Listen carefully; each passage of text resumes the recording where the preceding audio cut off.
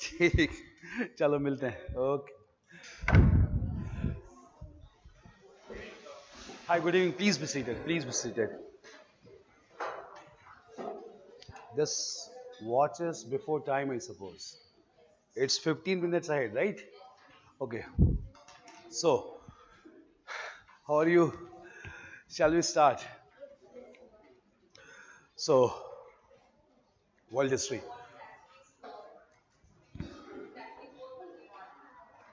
Actually, it's 4:30. It's slower by 15 minutes. Right. Full timing is 4:30. Shall we start?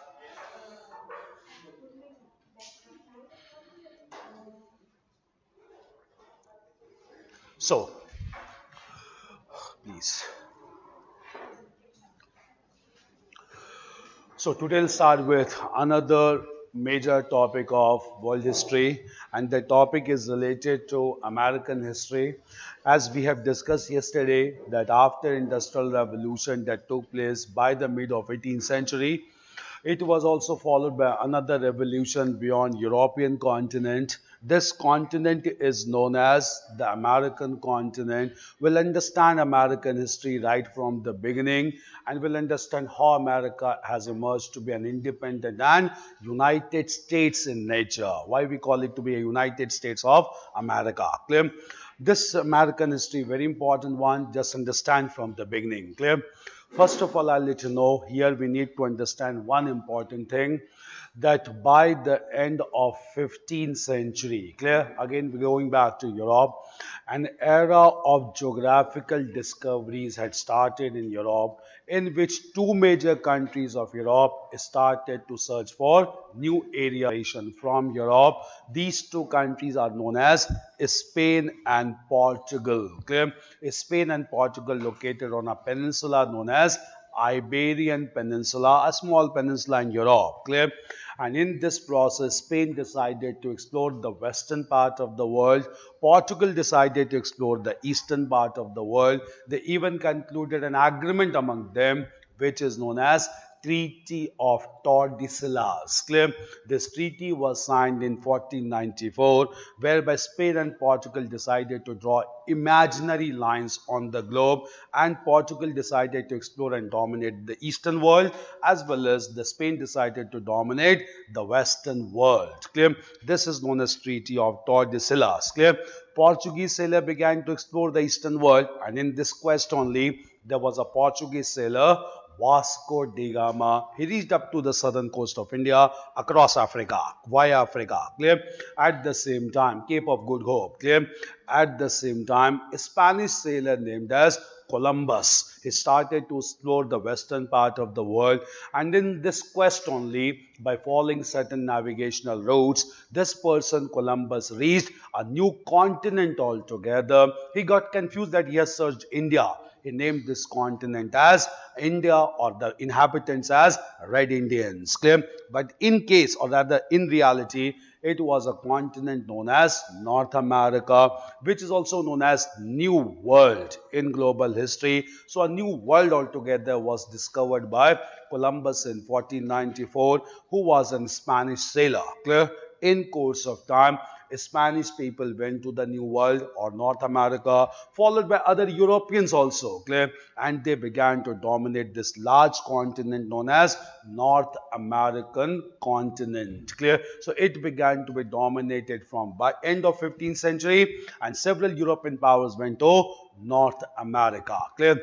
No, you should be equipped. You should be very well empowered to understand on your own rather than showing the map and all. Clear? What exactly is the location and what developments began to take place. Clear? First of all, we need to understand. First of all, we need to understand how European powers went to these countries and what developments began to take place in North America. Just settle down first. How are you? Some students from last back are also coming. Clear? Everything is fine.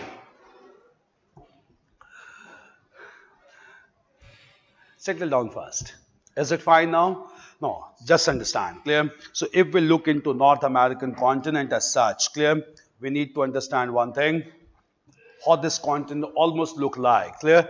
Try to understand how to draw this also. Rather than showing on the map, I can show map also well, but understand. Clear? If we look into present states of United States, the country itself, clear? It is almost in this shape. Clear? First of all, this region is Canada. Beyond Canada, we have Alaska. Clear? This is United States. Here we have Mexico. Here we have an important province or state of America known as Florida. Clear? We'll understand about Florida. This is a coast which is known as the Atlantic coast. This is known as the Pacific. Clear.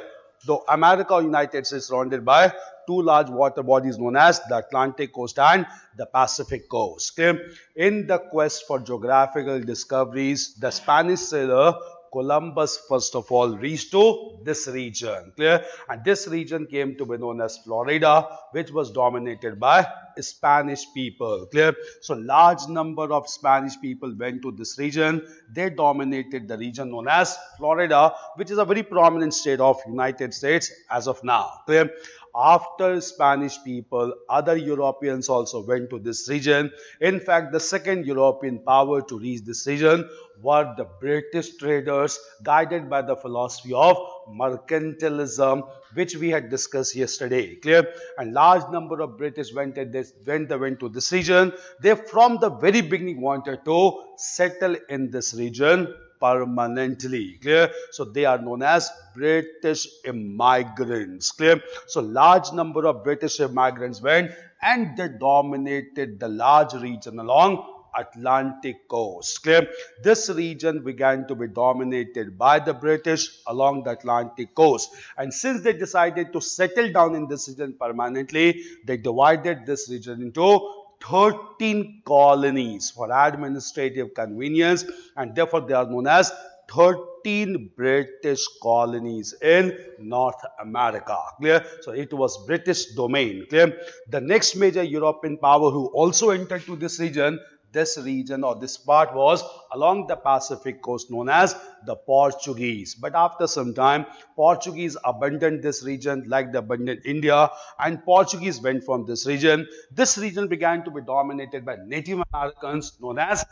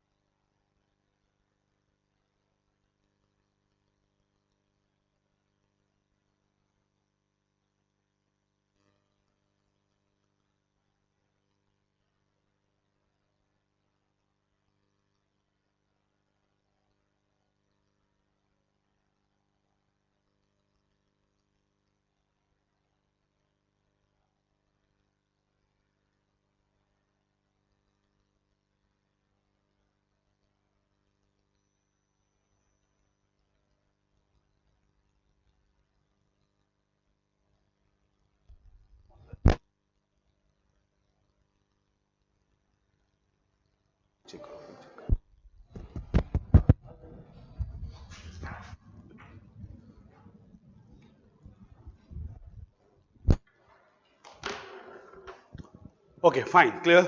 So in this way, the present United States,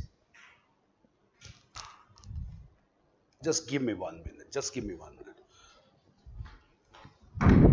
फिर red हो गया ये.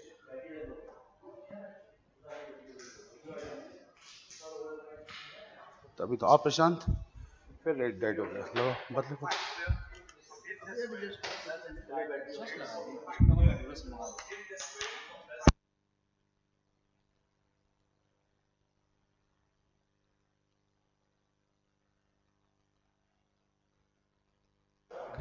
हाँ हाँ.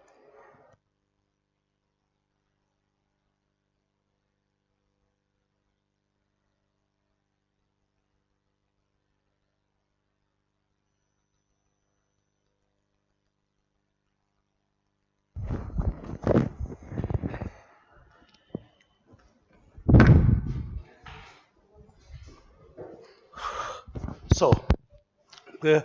So in this way, those who came late, again, once again, I'll let you know, clear? We are discussing about American history, the continent of North America. Why we are not discussing about South America, you also need to understand this as well. Clear? So we have discussing about American history, largely North American history, and this large continent of North America was first discovered by Spanish sailor Columbus, and Spanish people got settled around the southeastern province of present United States known as Florida, then followed by the British who got settled along the entire Atlantic coast. They divided this region into 13 states known as 13 British colonies. Next were the Portuguese who came along the Pacific coast, but Portuguese left the region, then began to be dominated by Mexicans, and the leftover large region was occupied by France, that was named as New France or Louisiana, meaning thereby America did not have its own identity. Clear? America was completely dominated by the four major European powers, in which the two most dominant were Britain and France. Clear? This was the status of present United States in the 18th century. Clear? And since British people went to this region as permanent settlers or immigrants, they began to settle down in this region, and they divided the entire region for administrative convenience into 13 British colonies. This is the status to be understood first of all. Clear? Why we are not discussing about North America? Why we are not discussing about Central America? Central America anyway comprises smaller islands like Nicaragua, the islands of West Indies. They were smaller islands. Clear? South America, because the entire South America began to be dominated by one country, that is Spain. Clear? Only one country under Portuguese control as per Treaty of Tordesillas, and this country under Portuguese were the country of Brazil. Clear? And that is why, leaving aside Brazil, the entire South America presently is also known as Latin America. The term Latin America means area where Spanish still remains to be a dominant language. Clear? So except Brazil, the entire South America is known as Latin America, as it was dominated by Spanish people. Europeans like Britain and France never went to that region. It remained under Spanish control, the entire region to be known as Latin America, later to be liberated by fighters like Simon Bolivar, under whose name we established countries like Bolivia, Paraguay, Uruguay, Chile, Argentina. Only Brazil is one country which does not come under Latin America, as it was dominated by Portuguese. Clear? This is why we discussed largely about North American history. Clear? Now, when this got parceled out among major European powers, how things began to develop in North America, we need to understand. Clear? When British went to this region, they divided the region to 13 colonies. They came basically to settle down, but also to serve their home country, that is Britain. So they began to supply very valuable, highly valuable items from here. These highly valuable items included large amount of raw cotton to feed the large industries of Britain. They also began to supply some consumer goods like glasses, paper, and other products as well. So it led to huge commercial benefit for Britain when large number of British people got settled along Atlantic coast into 13 British colonies. Clear? But when France entered this region and France got settled just adjoining to the 13 British colonies in New France, it created a sense of insecurity among 13 British colonies, because Britain and France were arch rivals. Clear? They were contesting, they were competing against each other to acquire more and more colonies. Clear? So obviously sense of insecurity began to prevail among 13 British colonies along Atlantic coast. Clear? The leaders of these colonies requested the home government in London to take some action against France and its control over Louisiana. Clear? Accepting the demand of 13 British colonies, Britain declared war against France in 1756 that went on for 7 years, and therefore in world history this is known as 7 Years' War. Clear? This 7 Years' War started between Britain and France primarily to relieve the region of North America. Clear? In this 7 Years' War, both sides proved to be powerfully matched. Clear? But ultimately, due to continuous reinforcement provided by Britain, France was defeated in the 7 Years' War, and the war finally came to an end by the Treaty of Paris. Clear? And as per the terms of the Treaty of Paris, France agreed, since it was defeated, France agreed that they will not have any trade connection with North America, even though France was allowed to retain political control over North America. Clear? So France could maintain political control over North America, but France could not have any trading contact with North American region. Clear? This led to monopoly of British trade over the region of North America. Clear? Similar arrangement between Britain and France also took place with respect to India at this time, because Treaty of Paris was applicable to India also, and all the French areas in the French East India Company could be retained under France, but France could not trade with India like America. Clear?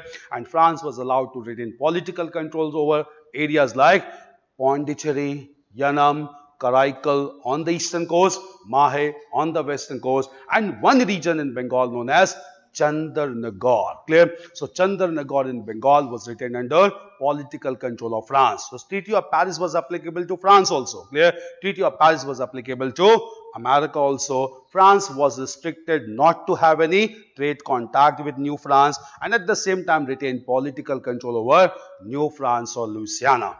Big support given to 13 British colonies by the home government. Clear? But meanwhile, since they fought for 7 years, quite obviously, economy of Britain also got affected, resources of Britain got adversely affected, and now Britain wanted to recover these losses from 13 British colonies. Clear?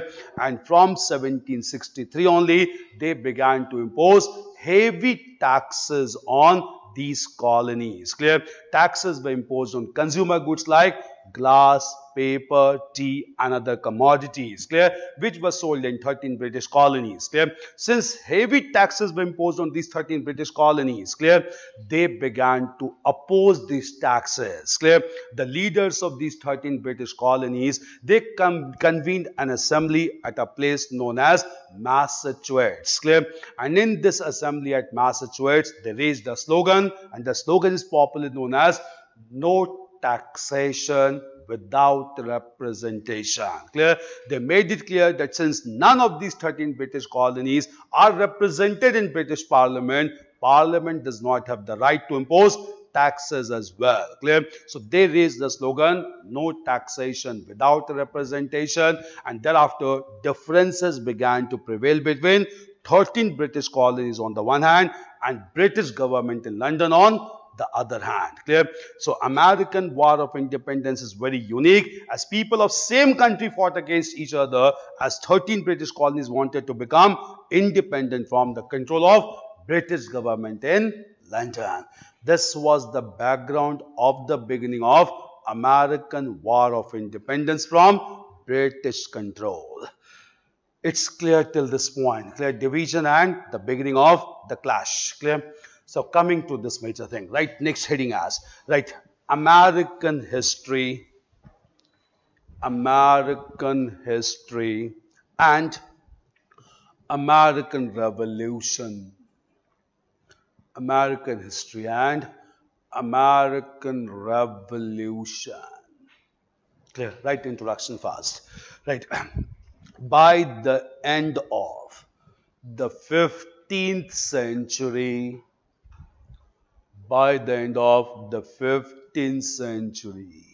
continent of North America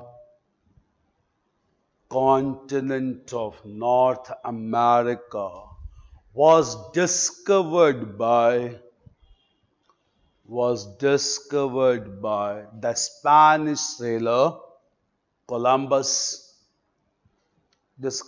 the Spanish sailor Columbus. Clear? Right. Right. Since then, large number of Spanish people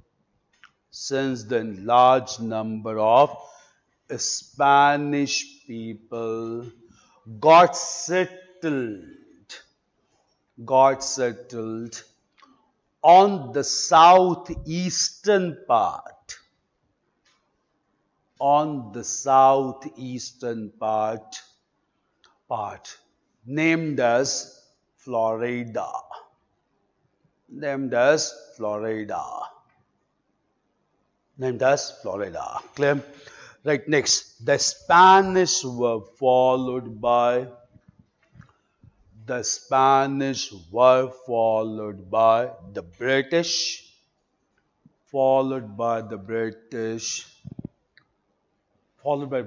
who established their control along the Atlantic coast. Established their control along the Atlantic coast of North America. This is the most developed region of United States, Atlantic coast of North America. North America, clear? Right, British shifted to this continent. British shifted to this continent as immigrants. British shifted to this continent as immigrants. That is permanently going to settle. Shifted to this continent as immigrants and divided the entire stretch stretch of land, stretch, divided the entire stretch into 13 British colonies. 13 into 13 British colonies. Clear? Right, from the beginning, these colonies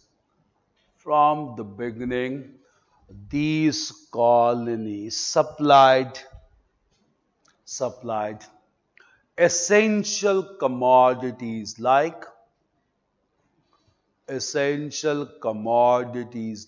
raw cotton, to Britain, and even developed this region as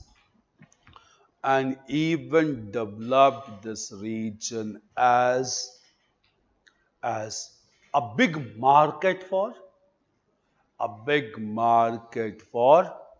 British products. Big market for British products, even consumer articles. Market for British products. Clear? Change paragraph. Right. In course of time, the strip of land. In course of time, the strip of land along the Pacific coast. The strip of land along the Pacific coast came under the Portuguese.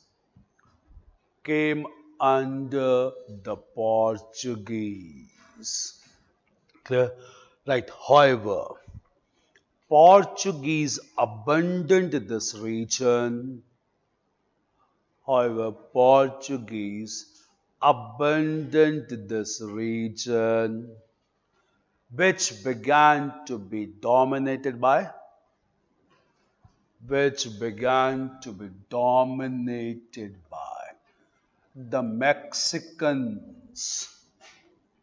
Which began to be dominated by the Mexicans.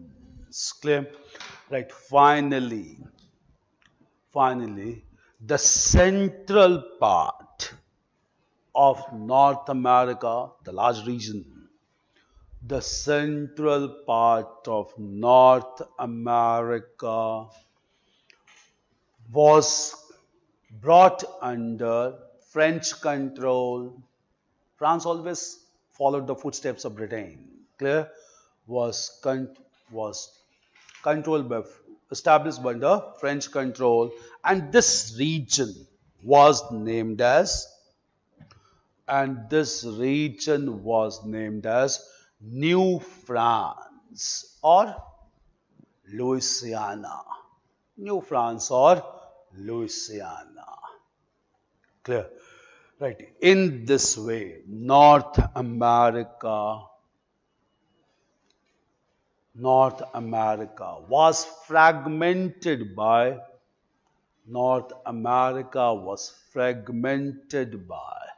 the European powers, fragmented by the European powers.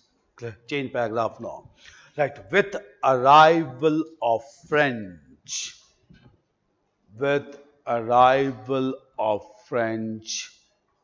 sense of insecurity, with arrival of French, sense of insecurity began to prevail.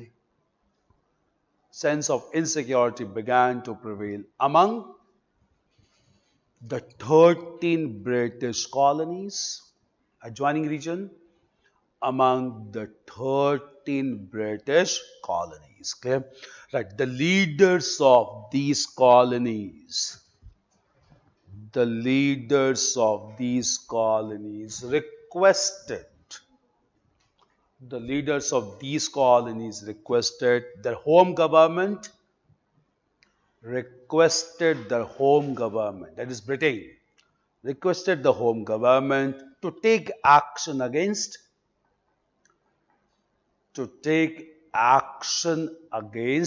France. Action against France. Clear? France. Right. This resulted into a military clash.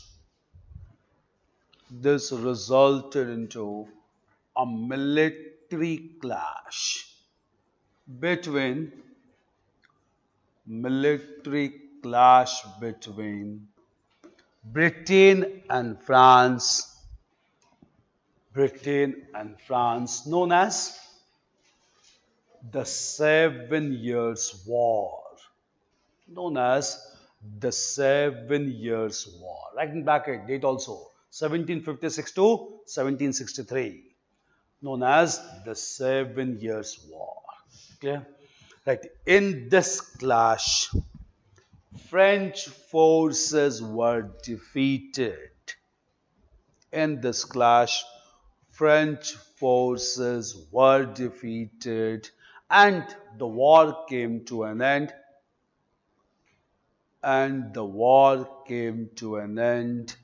By the Treaty of Paris. And the war came to an end by the Treaty of Paris in 1763. Okay? Right. According to this treaty, France was prohibited. According to this treaty, France was prohibited to have trade relationship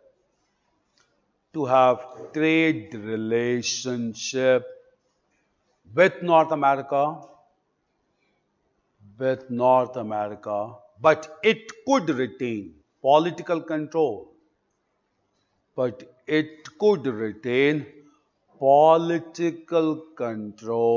Over Louisiana, New France. Political control over New France or Louisiana. So, no trading contact with North America. This is one thing. So from here we'll understand what differences began to take place. First of all here, since these are initial classes to understand, clear? In course of time throughout world history, we'll be discussing major treaties after major conflicts or wars, clear?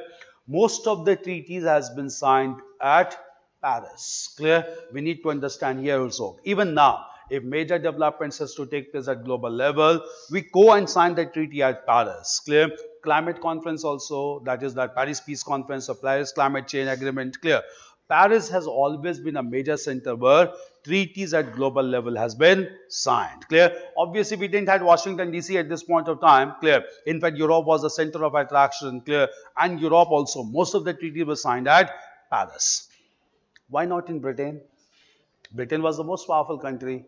Britain was known for its naval superiority. Why most of the treaties of world history in 18th, 19th, 20th century has been signed at Paris only? Most of it. Why only Paris? What was so important about Paris? America we can understand. Clear?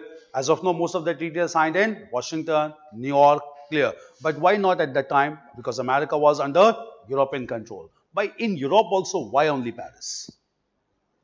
Why not any other city? Why not London? Why not Vienna, the capital of Austria? Vienna, Austria was also a very powerful one. Clear. Why only Paris? Any idea? Because we need to understand strategically. First of all, why not in Britain?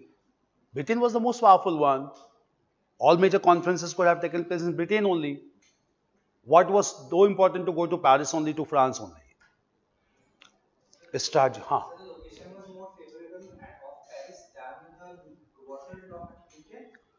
UK is not waterlogged at all.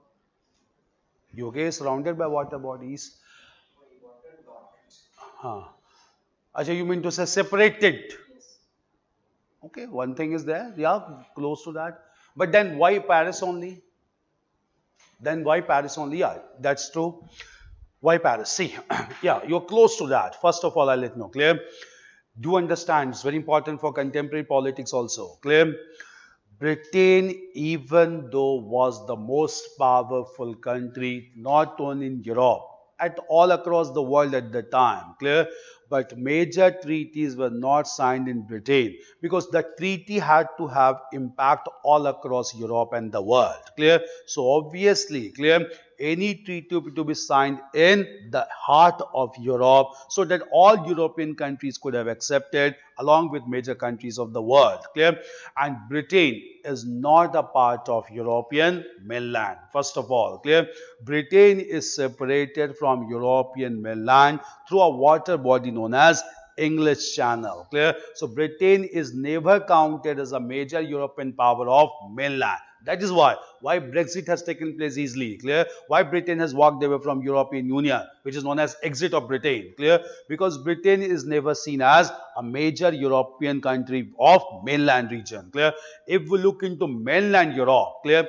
In the mainland Europe also, the country which has always been a center of attraction, the country which has always played a balancing role in European politics, that country has always been France, clear? So obviously to have any validity and authentication of the treaties for all European powers, they needed to go and sign treaty in major cities of France only, most important being Paris, clear? So most of the treaties of the world history has been signed at Paris so that it can have acceptance among all the mainland powers of Europe, and if it is accepted by mainland powers of Europe, it was obviously accepted by other countries because all the other countries were colonies of European powers in Asia, Africa and North America. So obviously it has to be decided in mainland Europe.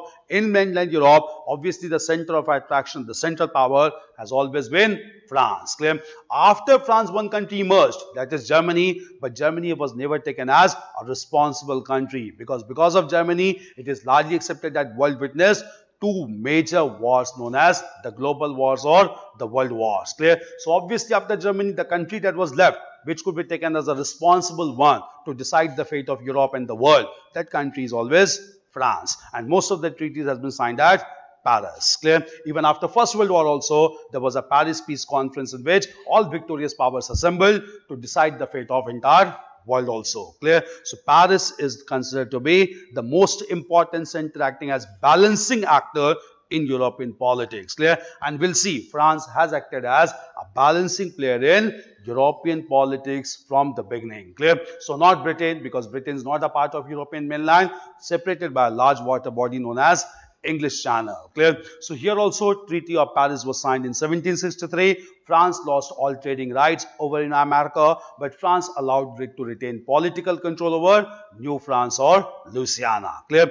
But in this 7 years war, economic condition of Britain also got affected because it had to fight for 7 years without interruption. And to recover these losses, British Parliament and government decided to impose taxes on these 13 British colonies because they fought for these colonies. They wanted to recover losses also from these colonies only, and they began to impose taxes from 1763 that led to differences between British government and 13 British colonies on other hand. Clear? Right. In this conflict, 7 Years' War, in this conflict, the economic condition of Britain, the economic condition of Britain got adversely affected. Britain got adversely affected, and it decided to impose taxes on the 13 British colonies. Taxes on the 13 British colonies. Okay? Right, from 1763, taxes on consumer goods. Taxes on consumer goods like paper, glass, and tea. Tea was a luxury item. Paper, glass, and tea were imposed, followed by stamp duty, stamp duty in 1765. Stamp duty in 1765. That is, for any government transaction, they had to purchase a stamp paper, and for this, revenue was to be given to British Parliament. Clear? So taxes were imposed in form of consumer goods and stamp duty as well. Clear? Now coming to further development here. Clear? As soon as these taxes began to be imposed by British Parliament, opposition started by leading thinkers and philosophers in 13 British colonies who originally were British people only. Clear? And they began to oppose such taxes. They convened an assembly at Massachusetts in 1765 itself, and they raised the slogan, "No taxation without representation." Clear? Since none of them were represented in British Parliament, how come British Parliament imposed taxes on them? So they had well-versed, or they had well-informed knowledge about their rights, and they protested against such imposition of taxes. Clear? Due to violent or due to massive protests by 13 British colonies, taxes, most of that taxes were abolished by British Parliament. But they refused to abolish taxes on certain luxury items like tea at this time. Clear? Tea was produced in abundant amount in countries like India, especially the Nilgiri Hills in South India, and in the region of Assam in the northeast, that is Jorhat. Clear? Darjeeling as well. This tea was exported to American continent, sold at higher prices, and this was a huge profit for British traders. Clear? So they refused to abolish taxes on tea, and it became highly controversial in nature. Clear? In 1773, a large ship with huge amount of tea sailed from India only. Clear? This ship, after crossing the long voyage, they reached up to the coast of North America. Clear? The ship was anchored on the coast of Boston in North America in 1773. At this time, the leaders of 13 British colonies, they boarded the ship, they took the crates or boxes of tea, and they threw this tea in the water of river Boston. Clear? This event was celebrated by them with excitement, and this event in American history is known as the Boston Tea Party of 1773. Clear? And just because of this Boston Tea Party, it was a big commercial loss to Britain, and from here, serious differences began to take place between 13 British colonies on the one hand and British government on the other hand. Clear? This event marked the breaking point between the colonies and the respective government, known as the Boston Tea Party. Clear? This was major event of American history. Clear? Right from here, right, right. These taxes began to be opposed. These taxes began to be opposed by 13 British colonies, opposed by 13 British colonies. opposed by 13 British colonies and the leaders convened an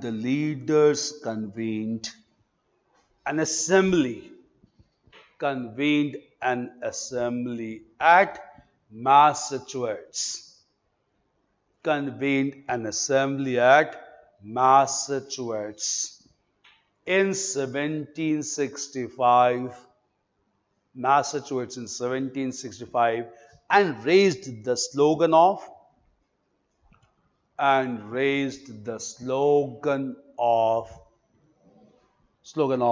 right within inverted comma, slogan of no taxation without representation.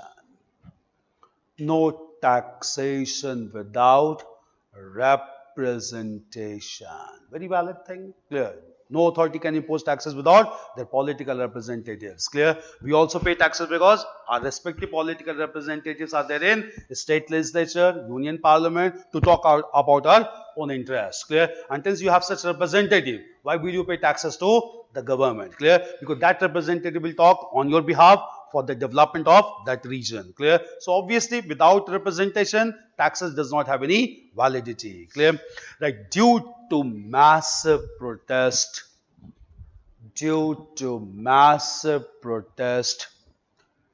taxes were abolished. But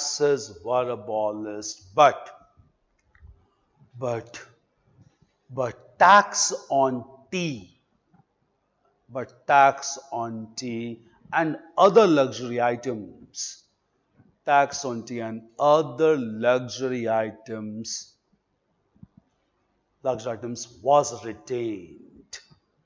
was retained. Right. In 1773, a large ship sailed from India.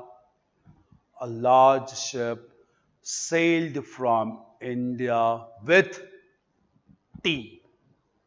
India was a big producer since beginning with tea, and it was anchored on the coast of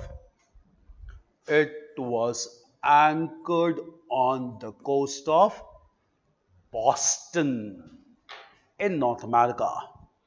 Anchored on the coast of Boston in North America. Okay, right. The leaders of 13 colonies. Boarded the ship. 13 colonies boarded the ship and threw the boxes of tea, crates of tea, in the river. In the river Boston. Clear? Right. This event in American history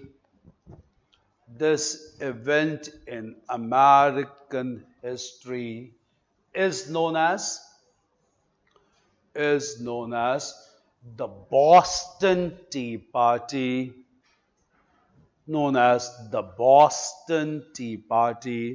Which led to serious differences between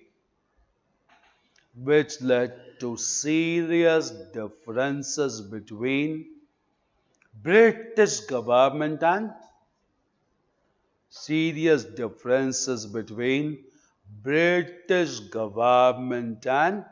the 13 colonies.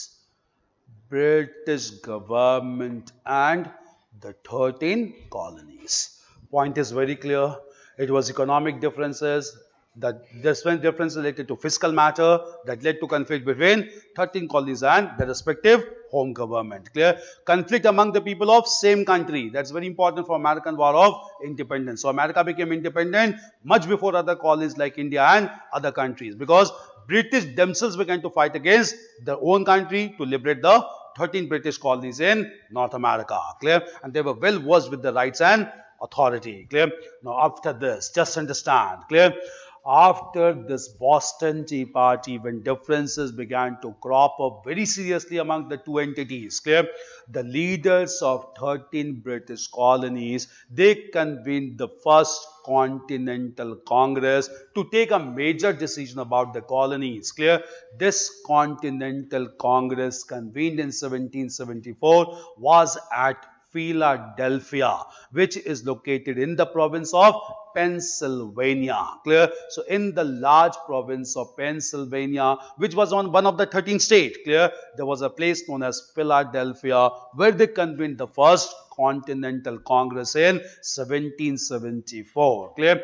When they convened this conference in 1774, they decided we must give a last chance to British government, the home country, to change the stand so that we are still ready to serve our home country. Clear? So they drafted a letter addressed to British Crown whereby they mentioned they still want to serve their home country, provided the home country should also adopt sensitive policies towards them rather than unnecessary taxes. Clear? So they drafted a reconciliation note or draft or letter to British Crown. Clear? But when this letter was given to British Crown, rather than accepting this gesture of 13 colonies, he rejected this letter and considered that these 13 colonies are showing rebellious tendency to British government. Clear? And therefore, British Crown deputed a large military force against 13 British colonies in 1775. This resulted into a first military clash, clear, between the forces of 13 colonies and the British government. This clash took place in the region known as Lexington, which is again located in Massachusetts. Clear? But since people of the two countries or same country were fighting, this battle could not have any conclusive result. But this battle convinced the leaders of 13 colonies reconciliation with their own government is not a possible idea. Clear? And therefore, now they made up their radical mind. Clear? And with this, they convened the Second Continental Congress again at Philadelphia in the province of Pennsylvania. This conference was convened in which leading leaders of 13 colonies attended. The leaders included Benjamin Franklin, Thomas Jefferson, Thomas Paine, and the most important being George Washington. Clear? So all of them were in this second Philadelphia conference in 1776. And in this conference only, exactly on 4th of July, that is tomorrow, clear? Exactly on 4th of July 1776, Thomas Jefferson issued a document which is known as the Declaration of the Rights of Man, whereby mentioned there are certain inalienable rights which cannot be taken by any authority or government. Clear? With this Declaration of the Rights of Man issued on 4th of July 1776, America decided to fight for its independence. Clear? And since then till now, 4th of July every year is celebrated as National Independence Day in United States. Tomorrow it will be celebrated in United States. Clear? This was way back at the Second Continental Congress at Philadelphia on 4th of July 1776. Clear?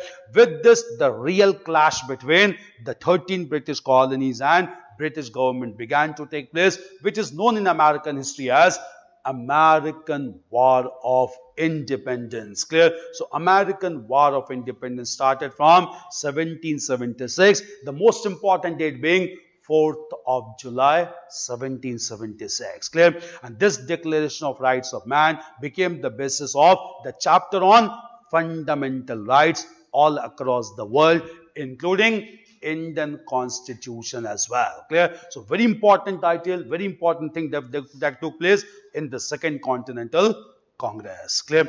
Right, next paragraph from here.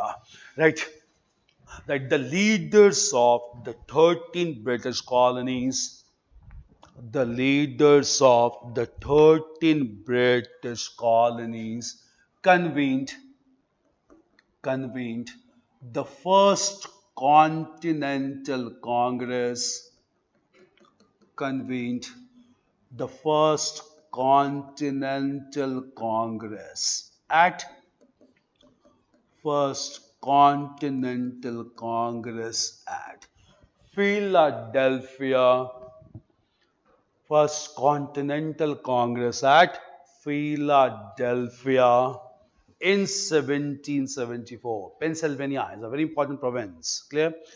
First Continental Congress at Philadelphia in 1774.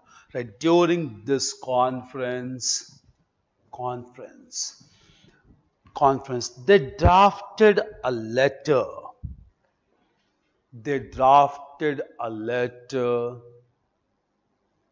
for the British Crown. Letter for the British Crown, in which they expressed their desire,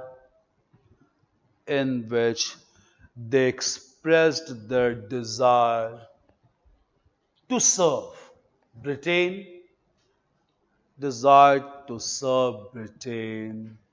but expected sensitive approach,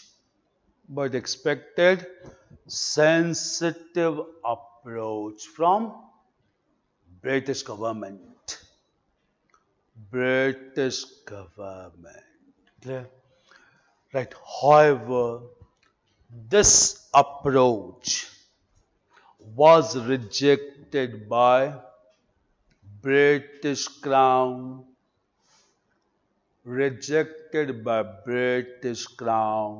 who deputed British forces,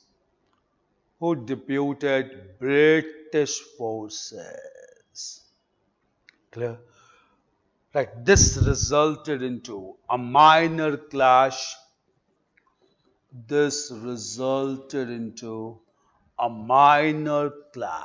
At Lexington, again located in Massachusetts. Clear? This led to a minor clash at Lexington in 1775, located within Massachusetts. 1775, without any conclusive result.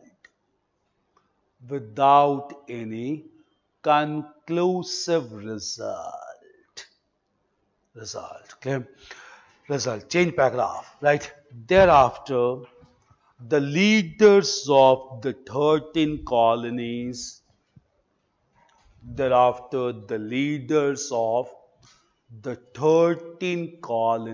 convened the Second Continental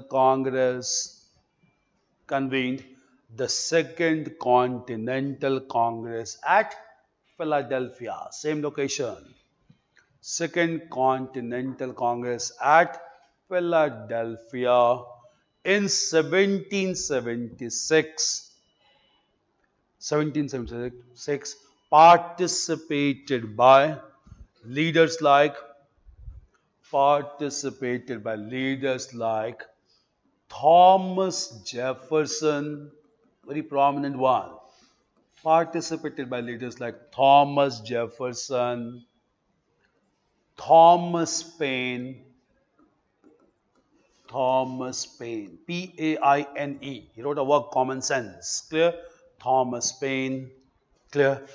Benjamin Franklin,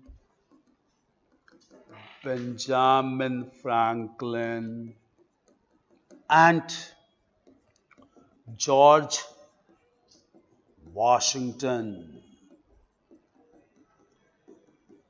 Benjamin Franklin and George Washington, prominent work. Clear? Like during this conference, Thomas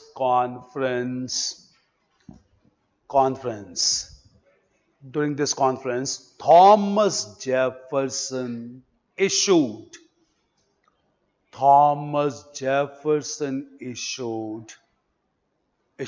the Declaration, right in capital, issued the Declaration of the Rights of Man.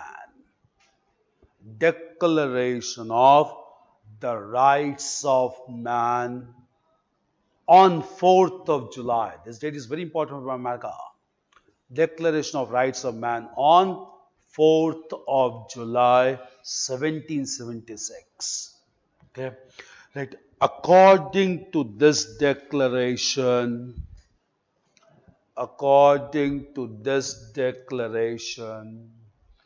there are some fundamental rights of every person. There are some fundamental rights of every person which cannot be infringed or taken away, which cannot be infringed, infringed by any authority, cannot be encroached, cannot be infringed by any authority. Clear? This was Declaration of Rights of Man. Clear? Right. Since then, very important, since then, 4th of July every year is celebrated as the National Day in United States. National Day is in United States. Okay. Right. This marked the real clash between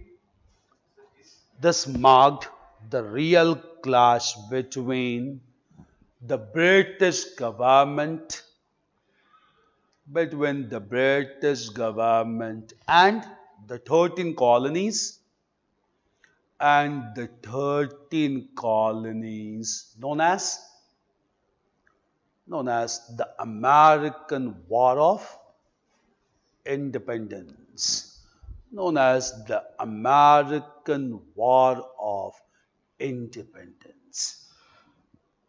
Background is clear. How it led to American War of Independence, clear. This should be very clear. How it's proceeded, clear. Now coming to this war, clear.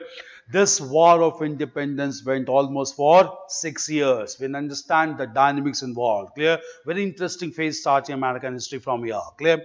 When American War of Independence started in 1776, British government from London deputed a large military force. This force of British government was commanded by an important officer. This officer being known as Lord Cornwallis, clear, who also later on came as Governor General of Bengal in India, clear. So Lord Cornwallis was the leader who commanded the forces of British government in American War of Independence. Meanwhile, 13 British colonies are also ready, clear. They also had recruited large military force, and the forces of 13 British colonies were placed under the command of a great leader and a military strategist, George Washington, clear. So British forces commanded by Cornwallis, forces of 13 colonies commanded by George Washington, clear. This war started in 1776. Even though George Washington was a clear-headed person, clear-cut strategist, clear, but even then George Washington began to face reverses because Britain was a very powerful country and Britain began to dispatch reinforcements regularly to deal with 13 colonies, clear. Since continuous military reinforcement was provided to Cornwallis, it became difficult for George Washington, and it became almost clear that forces of 13 British colonies will get defeated by the forces of British government, clear. When defeat became almost inevitable, clear, change in dynamics took place in the midst of American War of Independence. And what was this change? Clear? This whole episode was being closely watched and monitored by Spain and France. Clear? Why they were closely monitoring this thing? Clear? Obviously, France was arch-rival of Britain, and France never wanted Britain to win this war because France knew that obviously it will lead to more glory for Britain and at the same time more expansion for Britain. So France never wanted Britain to win this war. Clear? Spain was very insecure. Spain realized if Britain wins this war, Britain will not stop here. Britain will try to encroach even in Florida, which was under Spanish control. So this war was being closely monitored by France and Spain. Clear? And when they realized that George Washington cannot stand for long, clear, both France and Spain began to provide all support to George Washington. Clear? In fact, the biggest support was given by French monarch at that time, Louis XIV. Clear? He supplied huge amount of financial resources, material resources, even French forces also. Clear? And since wholehearted support was given by Louis XIV to George Washington, along with support given by Spain, clear, the equation of war got ultimately changed. And just because of the support of Spain and France, George Washington was able to defeat Lord Cornwallis in 1782. Clear? And as soon as Lord Cornwallis was defeated, Britain and 13 British colonies signed an agreement. This agreement was also known as Treaty of Paris, signed in the year 1783. And as per Treaty of Paris, British recognized the independence of 13 British colonies in North America. So finally, American War of Independence became successful. 13 colonies became independent by Treaty of Paris in 1783. Clear? But at the same time, it led to deep financial crisis in France. Louis XIV provided all support and will come. This triggered a revolution in France, which is known as French Revolution. Clear? So French Revolution and American Revolution are interconnected with each other. Clear? So obviously 13 British colonies became independent in 1783 by Treaty of Paris. Clear? But this is not important as such. Clear? Why it is known as revolution? Because just after American War of Independence became successful, leaders like Benjamin Franklin, George Washington, Thomas Jefferson, though they came forward to develop these 13 states rapidly, and for this they wanted proper governance. And with this objective, they decided to draft a written constitution for these 13 American states. And for this objective, they established a Constituent Assembly, and this Constituent Assembly convened the meeting at Philadelphia in 1787. And after 2 years of contemplation, all these leaders of 13 colonies, they drafted the first written constitution of humanity, which is known as American Constitution, which came into force in the year 1789. In fact, this is revolutionary because several provisions of American Constitution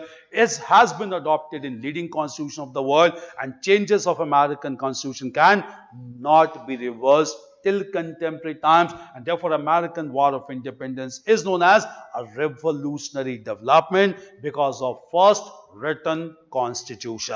Clear? We'll come to major features of American Constitution. American War of Independence, right? This development, right? Next paragraph, right? In American War of Independence, in American War of Independence, the forces of British government,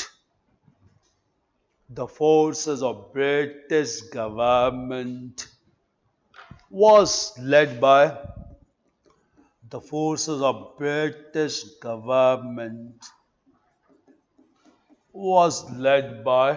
Lord Cornwallis. Very important in modern history also for us. Clear? Led by Lord Cornwallis. This is known as father of modern administration in India. Clear? Lord Cornwallis. Clear? Right. At the same time, the forces of 13 British colonies.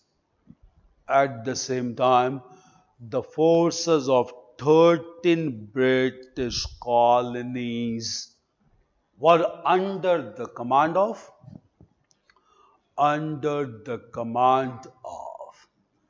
George Washington.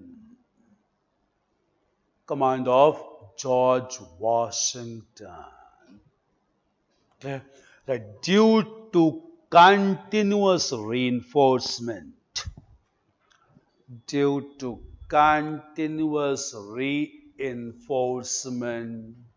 provided by Britain,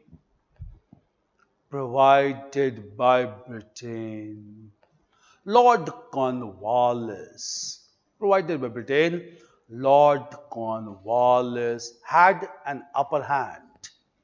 Lord Cornwallis had an upper hand. Had an upper hand. Clear? Had an upper hand. Clear? Right. Conflict, such conflict was being closely monitored.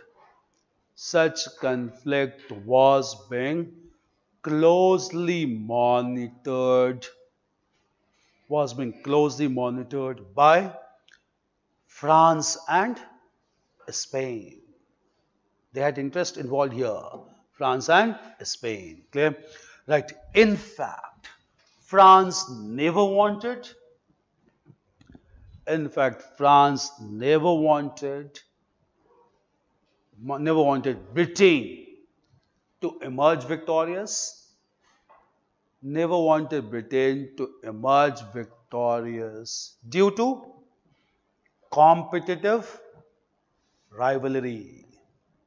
Due to competitive rivalry. Clear? Right. Spain was apprehensive of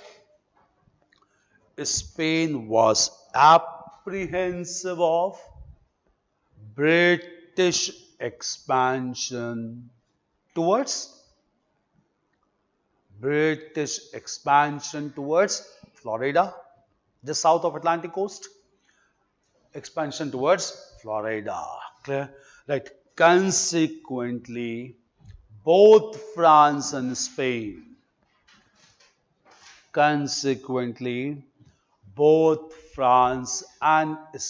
supported George Washington. That changed the equations of war. Louis XIV played a very important role. That changed the equations of war. Clear? Right. Finally, George Washington defeated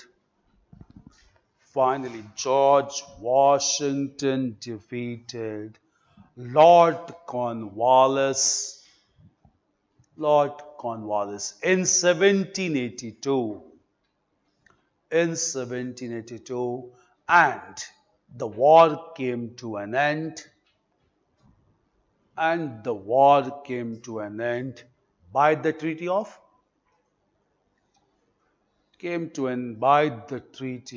Paris. Clear? Right. According to this treaty, Britain recognized the independence of 13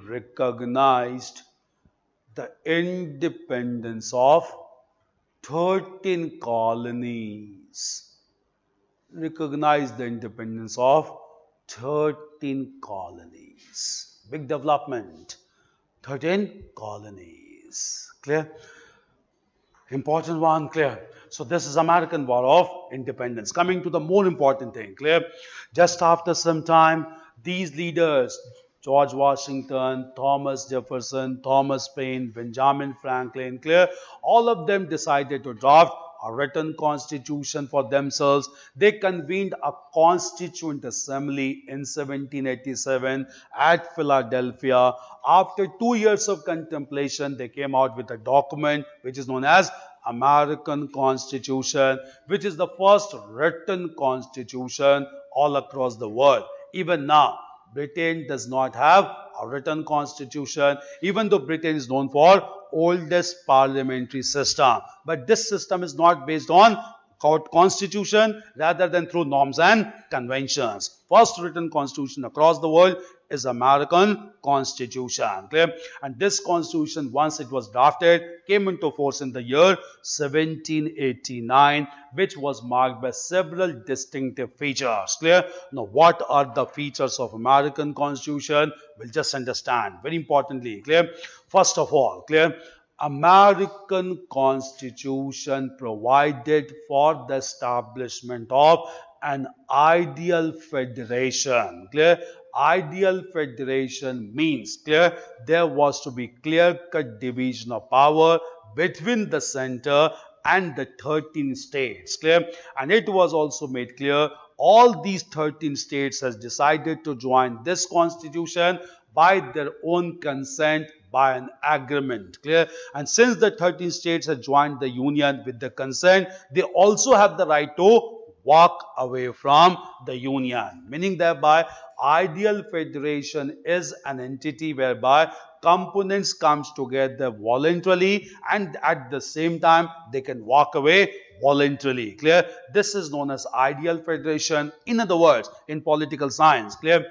Ideal federation is nothing but a kind of confederation. Clear? So confederation means loose union. States can walk away. Clear? Do remember this point with respect to America. Clear? This was first provision. In order to look after proper functioning of this federal system, it was also decided to have a written constitution and an apex judiciary to decide the litigation between the union and the states. This apex judicial body was established in form of the Supreme Court in United States. So this constitution first of all provided for ideal federation. Clear? At the same time, this constitution is largely remembered for a principle known as principle of separation of powers. Clear? This principle was not given by any American thinker. Clear? Meanwhile, France was also promoting several thinkers and philosophers, and there was a French philosopher known as Montesquieu who advocated the principle known as principle of separation of powers. Clear? And based on this principle only, American Constitution provided for three organs of the state to maintain check and counter check. These three organs are known as the executive, the legislature, and the judiciary. Clear? This is based on the principle known as separation of powers. Clear? And according to this, it was made clear American legislature would comprise of two major bodies or chambers, these bodies being known as the Senate and the House of the Representatives. Clear? Senate will comprise of two members from every state irrespective of size and population. Clear? And the House of Representatives will include members in proportion to the population of those states. Clear? So both uniformity and diversity were to be introduced through Senate and the House of the Representatives. Clear? This was the composition of legislature. The executive, according to American Constitution, was to be headed by a president elected by Americans for a tenure of 4 years. Clear? And based on the provision of American Constitution, the first American president was George Washington in 1789. Clear? This was executive America. Tenure for president is 4 years according to Constitution. And lastly, judiciary headed by the Supreme Court, largely to decide the cases between the Union and the states. Clear? This was another very distinctive provision. Clear?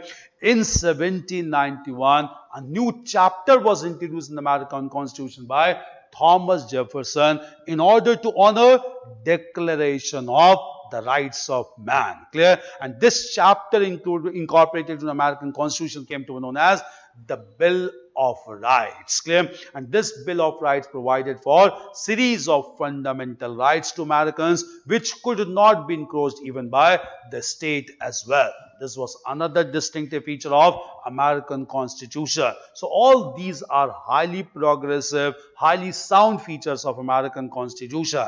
But at the same time, there was one dubious or negative feature of American Constitution, and that dubious feature was that American Constitution accepted and recognized the practice of slavery in America. Clear? And why they had to accept the practice of slavery? Even though they didn't use the word slaves in American Constitution, they used a term unfree people. Clear? But unfree people basically meant slaves in American society, which was recognized and continued in American Constitution as well. An issue of slavery only became so disputed in course of time that America witnessed another crisis known as American Civil War. Clear? We'll come to the next chapter known as American Civil War. Features are clear of American Constitution. These are very important features of this first written document. Clear? Right. Next paragraph. Clear? Right. After successful war of independence, after successful war of independence, the leaders of war of independence, the leaders of 13 states. Now, from here we'll write states, not colonies. The leaders of 13 states decided to draft a written constitution,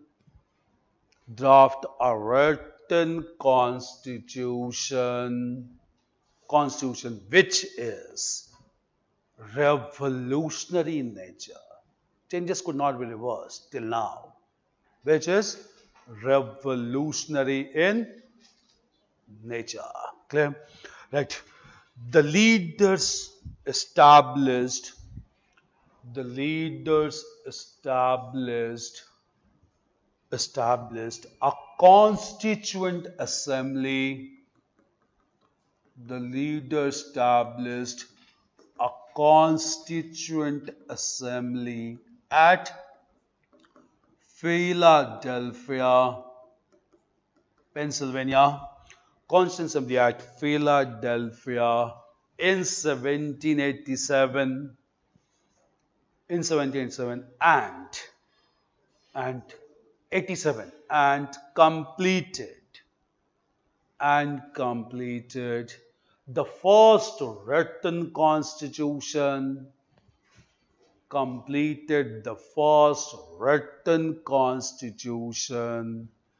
by 1789. Clear? Right. The first distinctive feature of American Constitution,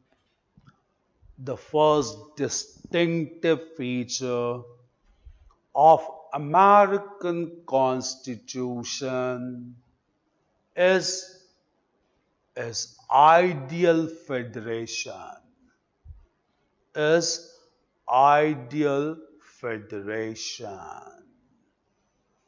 Clear? Right. The 13 states joined the center. The 13 states joined the center with their voluntary consent.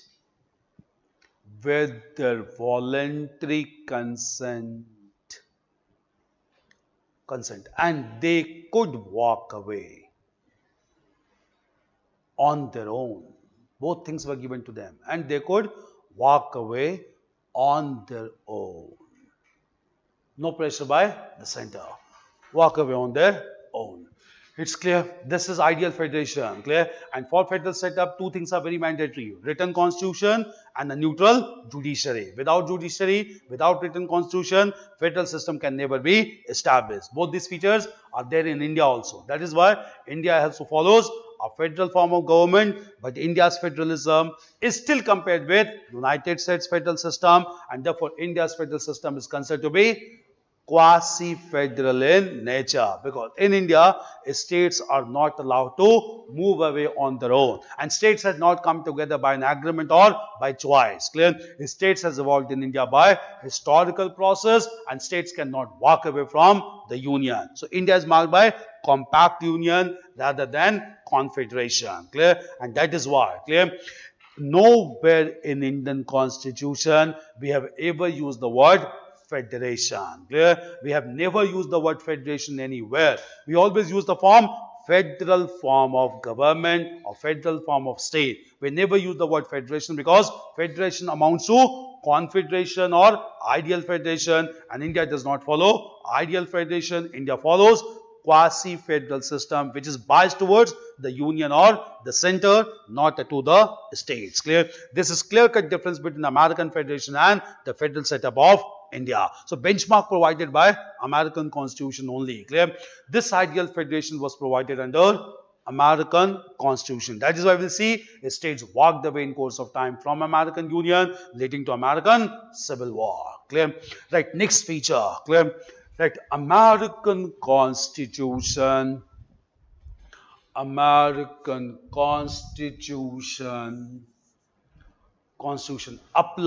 the principle of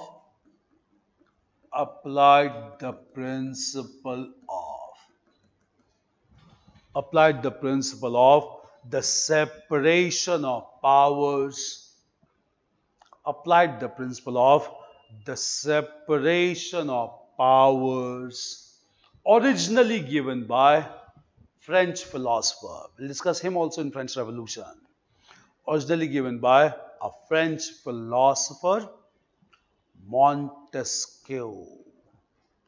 French philosopher Montesquieu. It was applied in India also by Cornwallis. Clear? French philosopher Montesquieu. French philosopher Montesquieu. Right. According to this principle,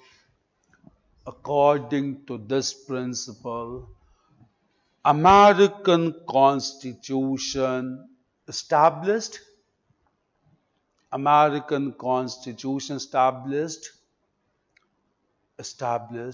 separate legislature, comma, executive and judiciary. Three organs of the state. Clear? Judiciary. Right. American legislature comprises of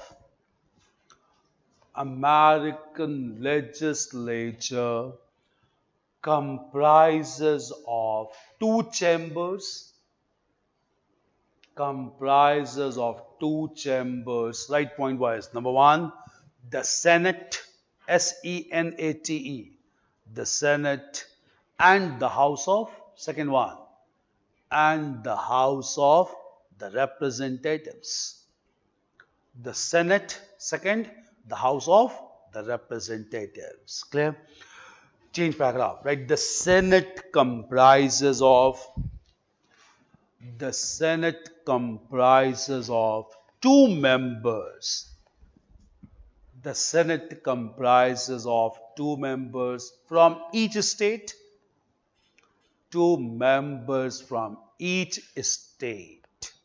Irrespective of size and population.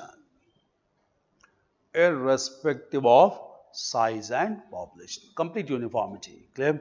Right. The House of the Representatives. The House of the Representatives comprises of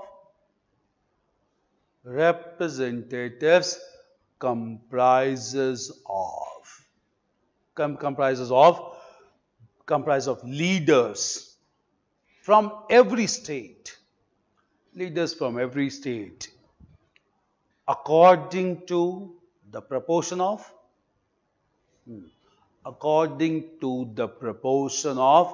population.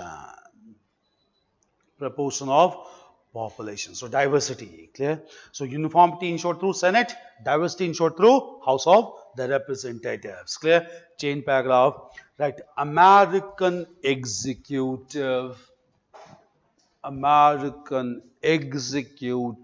is headed by a democratically elected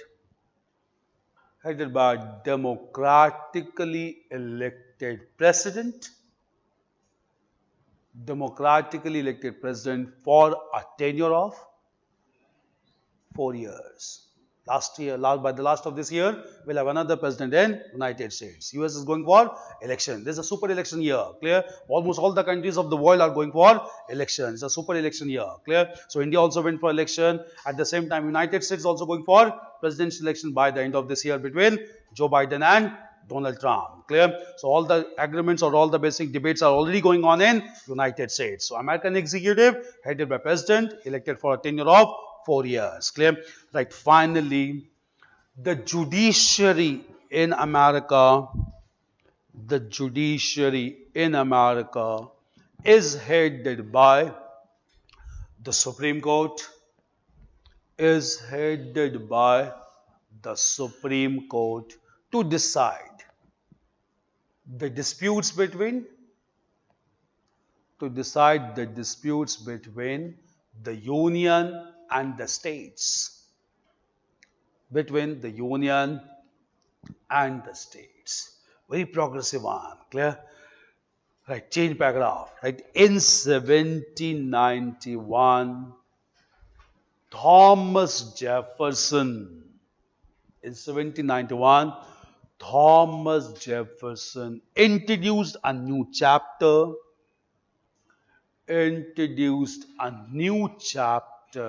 of, right, within inverted comma, new chapter of the Bill of Rights. New chapter on of the Bill of Rights, B-I-L-L, Bill of Rights, close inverted comma, to ensure fundamental rights, to ensure fundamental rights for Americans. Fundamental rights for Americans. Clear? Right. Next paragraph. Right. Apart from these progressive features, American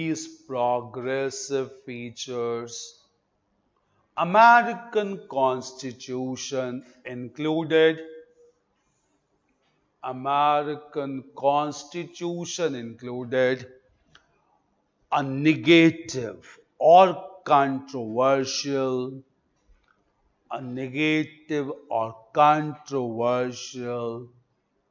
feature of slavery. Clear? Right. The term included in American Constitution,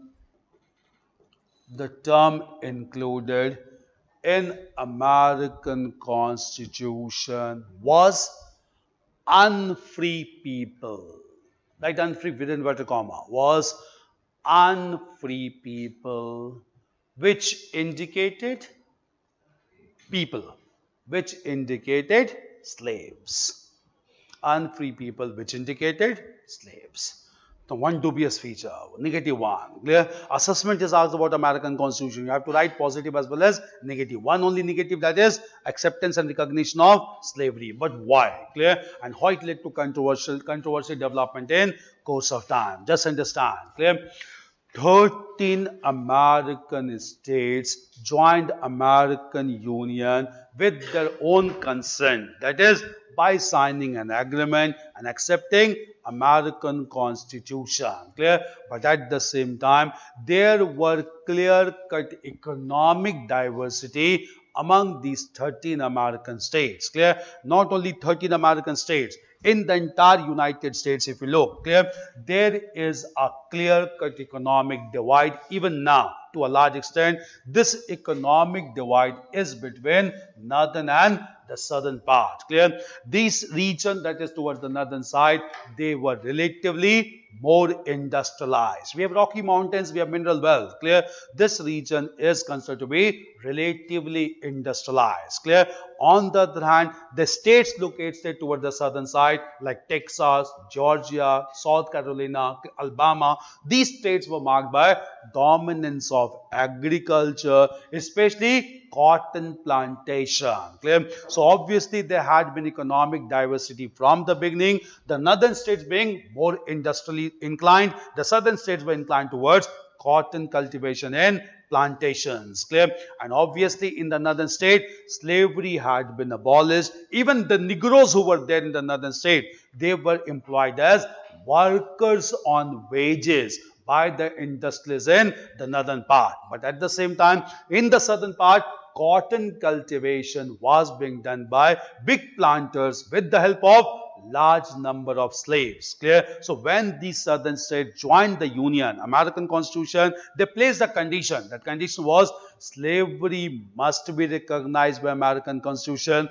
because their whole economy is dependent on slaves. If it is not done, they will not join the union. Clear? So in order to club together all the 13 states, obviously slavery had to be recognized, and this slavery was recognized by the term unfree people. So because of economic diversity between northern states and southern states, clear, slavery was given recognition in American Constitution as unfree people. Clear? Things were peaceful by this time. Clear? And in course of time, therefore, northern states also came to be known as free state. Southern states also came to be known as slave states. Clear? This difference began to take place. Now, northern states began to show their superiority because they said that they were socially superior because they had abolished slavery. Clear? Southern states were declared to be rather derogatory because they continued with slavery as an institution. Clear? But then also things were on peaceful lines. Clear? In course of time, American Constitution came into force. America became independent, and these 13 American states began to grow rapidly. Clear? Because they had new sense of enthusiasm to develop their country, and they didn't have to transfer the resources back to the home country, Britain. Clear? So whatever they earned, they remained within these 13 American states. So in course of time, these states developed very rapidly at an accelerated pace. Clear? And in course of time, by the beginning of 19th century, these American states became highly prosperous in nature. Clear?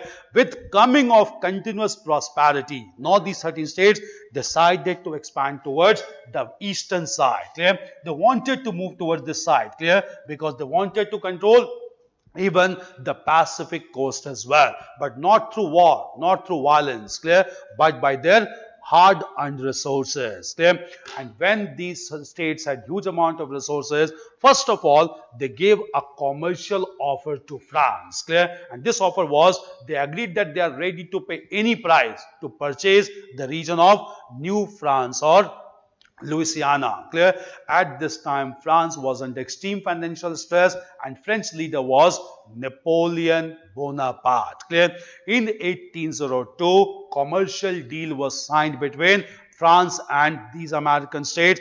In this deal, large amount of money was paid to Napoleon, and the region of New France or Louisiana was purchased by American states. When this large region was purchased, obviously, a new set of states were added to American Federation. Among these states, one of the most flourishing state was the state of Mississippi towards the southern side. Clear? So, several states were added to American Federation with purchase of Louisiana or New France. This was one thing. Clear?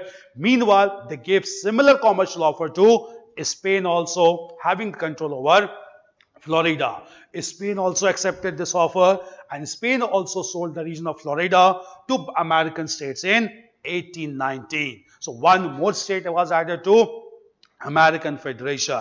Now America wanted to give similar offer to Mexicans also along the Pacific coast. Clear? But Mexicans were native people. Clear? They never wanted to abandon this region. Mexicans refused to accept the offer of American states. Clear? When all negotiations failed, American states declared war on Mexicans, which is known as Mexican War of 1846 to 48. And in this war, Mexicans were defeated. They abandoned this region. They migrated toward the southern side, and they established a country known as Mexico. Clear? New set of states was added, and among these states here, the most prominent was California. Clear? And in this way, America extended from Atlantic coast to the Pacific coast, and by 1848, 48 states were created in this region, and therefore America came to be known as United States of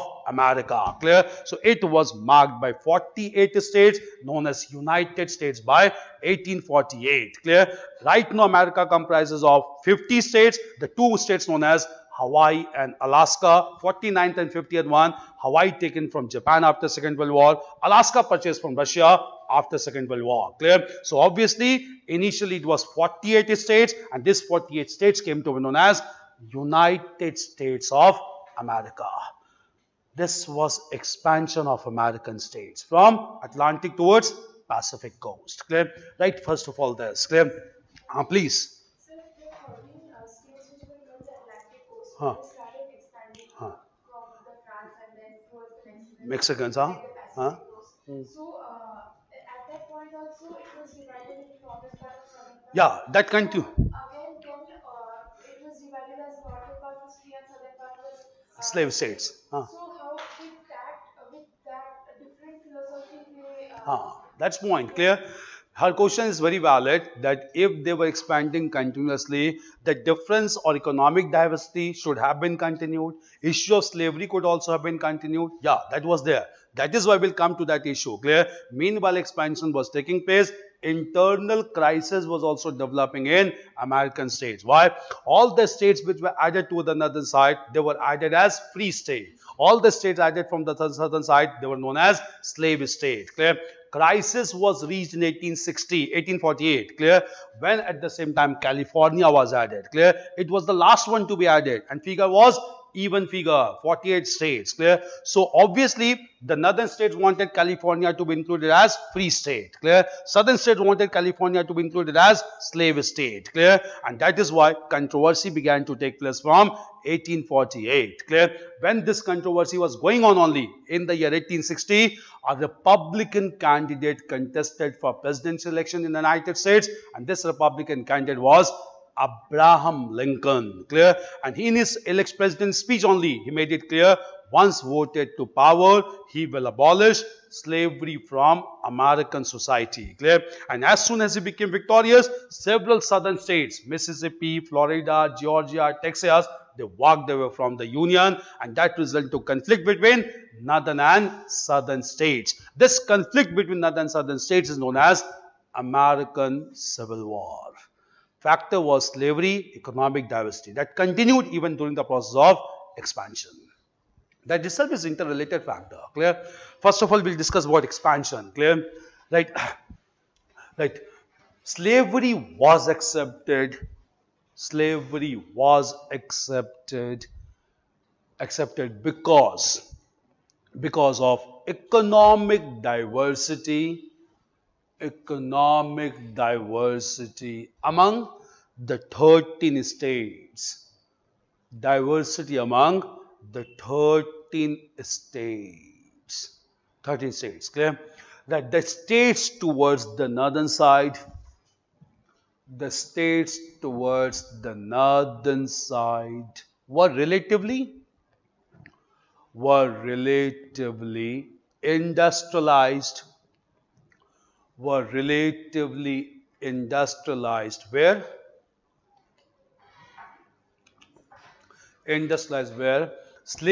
had been abolished,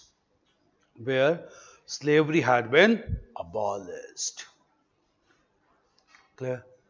Right, the states towards the southern side,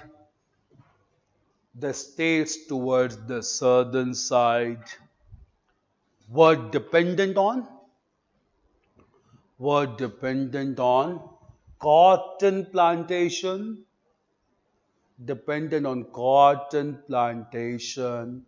with the help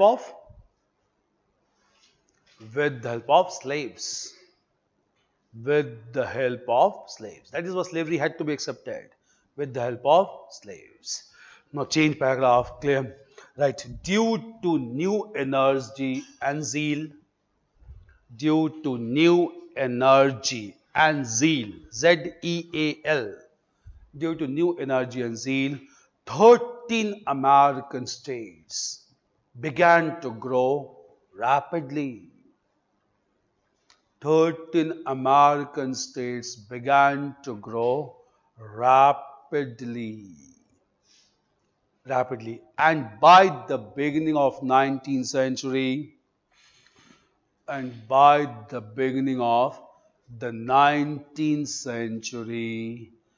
they had abundant wealth.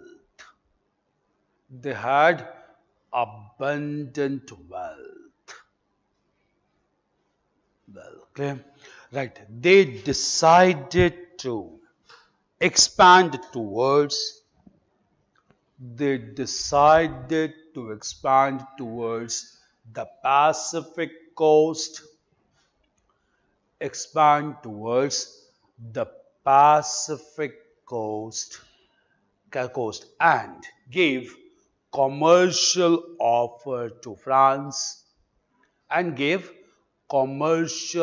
offered to France.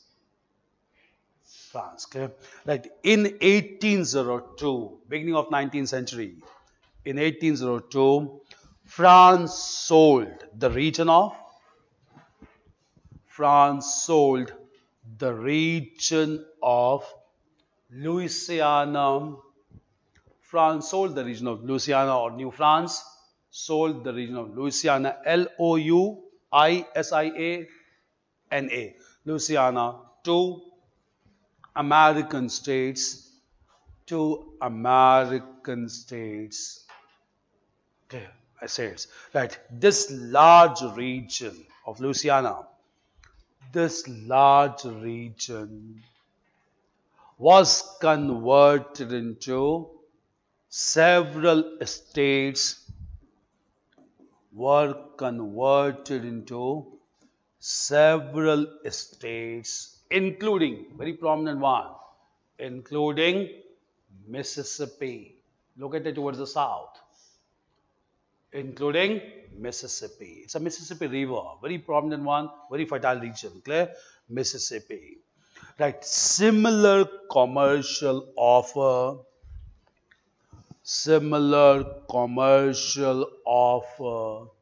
was given to Spain, that sold Florida, in 1819. One more state was added, Florida in 1819, 1819. Clear? Right. Similar offer was given even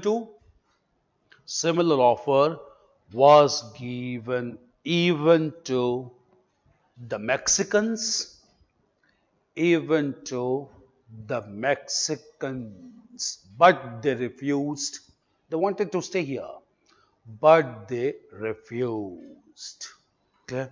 Right. This resulted into a military clash. This resulted into a military clash known as the Mexican War. Military clash known as the Mexican War. 46 to 48, Mexican War, in which Mexican War, 46 to 48, in which Mexicans were defeated.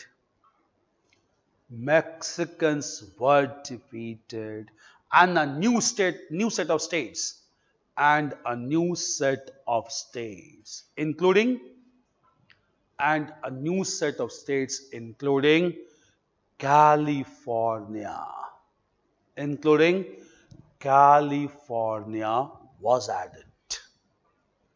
California was added. Clear? Right. In this way, American Federation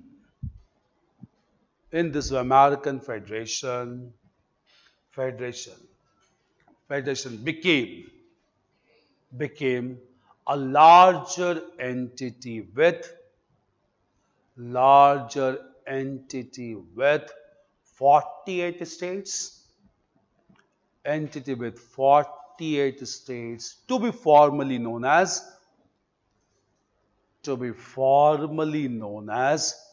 the United States. States got united to be formally known as the United States. This is the history, United States. Clear? 49th and 50th added much later, Hawaii and Alaska. Clear? So initially it was 48 states. Even now in American Constitution, there's a mention of only 13 states. 13 states that became victorious from American War of Independence. Clear? And these states were added much later. Clear? Because Constitution was drafted way back in 1789 that mentions only 13 states. Later states were added later on as an appendix. Their names are there, but not in the original list. Original list comprises even now of 13 American states. Clear?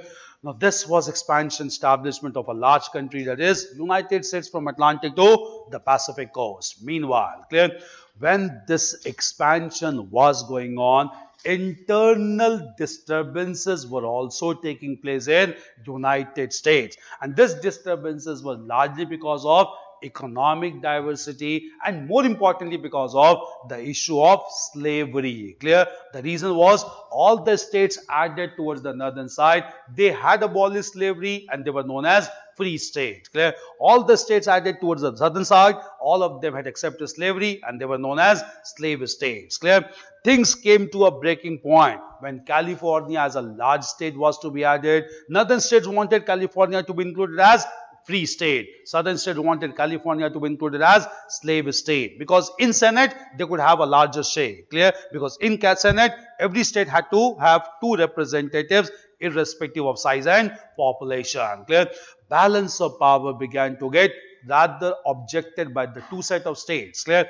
Things were continuing, controversy was going on. Clear? And under such atmosphere of excitement, clear, a Republican candidate contested for presidential elections in 1860, the person being Abraham Lincoln. And in his presidential manifesto, he made it clear, if voted to power, he will abolish slavery from American society. Clear? Because he was largely concerned with the rights and grievances of Negroes in the region or in the society of United States. Clear? When this election took place, Abraham Lincoln emerged victorious. And as soon as this verdict came, several states toward the southern side, like the states of Georgia, Texas, Alabama, South Carolina, Florida, even Mississippi, all of them walked away from the Union. They could walk away because Constitution was based on ideal federalism. Clear? They walked away from the Union, and thereafter controversy started between northern and southern states. And in this controversy, the conflict took place military form, and this is known as American Civil War from 1861 to 1865. Clear? In this American Civil War, Abraham Lincoln gave a very important statement. That statement is that for him, the issue of slavery has become a secondary issue. For him, the most important issue is to save the Union. In fact, he declared that secession of southern state is rather illegal in nature. Clear? Now, how did he explain that it was illegal in nature, unacceptable to Americans? Clear? Because it was provided in American Constitution itself. Clear? Abraham Lincoln was of opinion that first of all we should remember that Union came into existence much before then Constitution.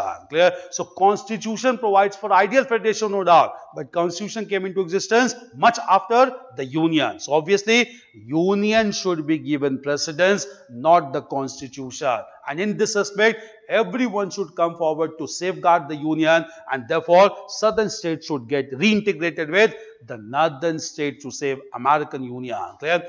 And at this time, the forces of northern states began to attack the forces of southern states. Clear? And several battles were fought in American Civil War. Clear?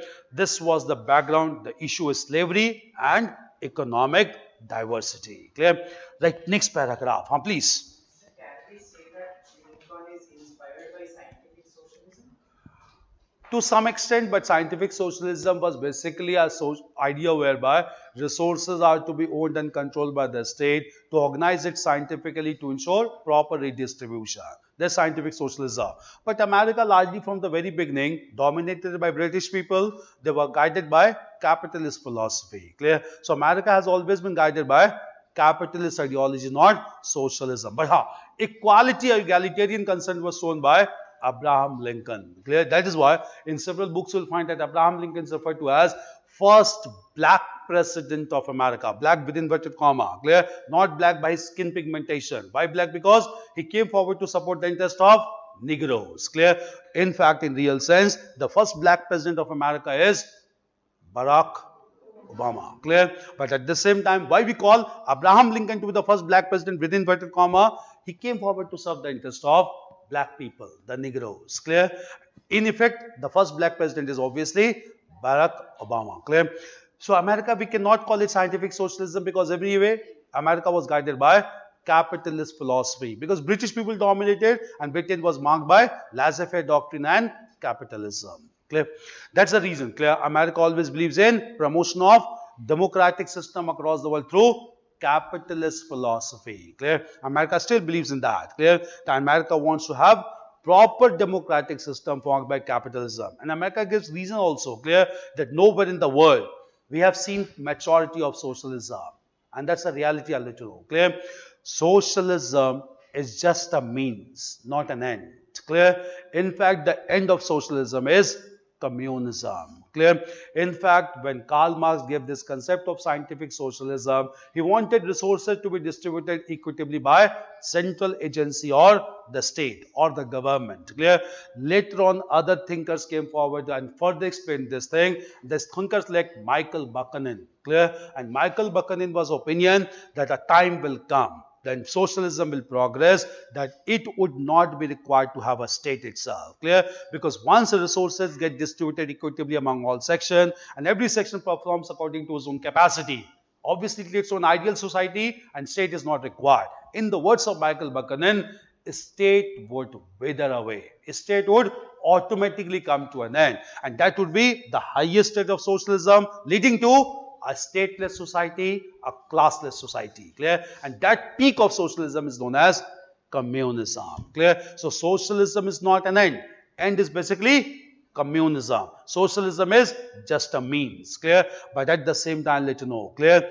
In human history, nowhere in the world, clear, socialism has ideally been converted into communism. What has happened in the name of socialism is, that's a reality, clear, happened is that in the name of socialism, the state becomes too powerful by taking away all the resources, and rather than redistributing the resources remain confined only to state, clear, and that results into establishment of totalitarian state, also known as fascist state, and fascist state is dominated by a dictator. Clear? So obviously socialism has not taken its ideal route to get converted into communism in real sense. Socialism has always taken the route to become totalitarian state or fascist state, and fascism is not compatible to global peace and security. That is why, ideally speaking, no country in the world is a communist country, not even China. Clear? Because every country has got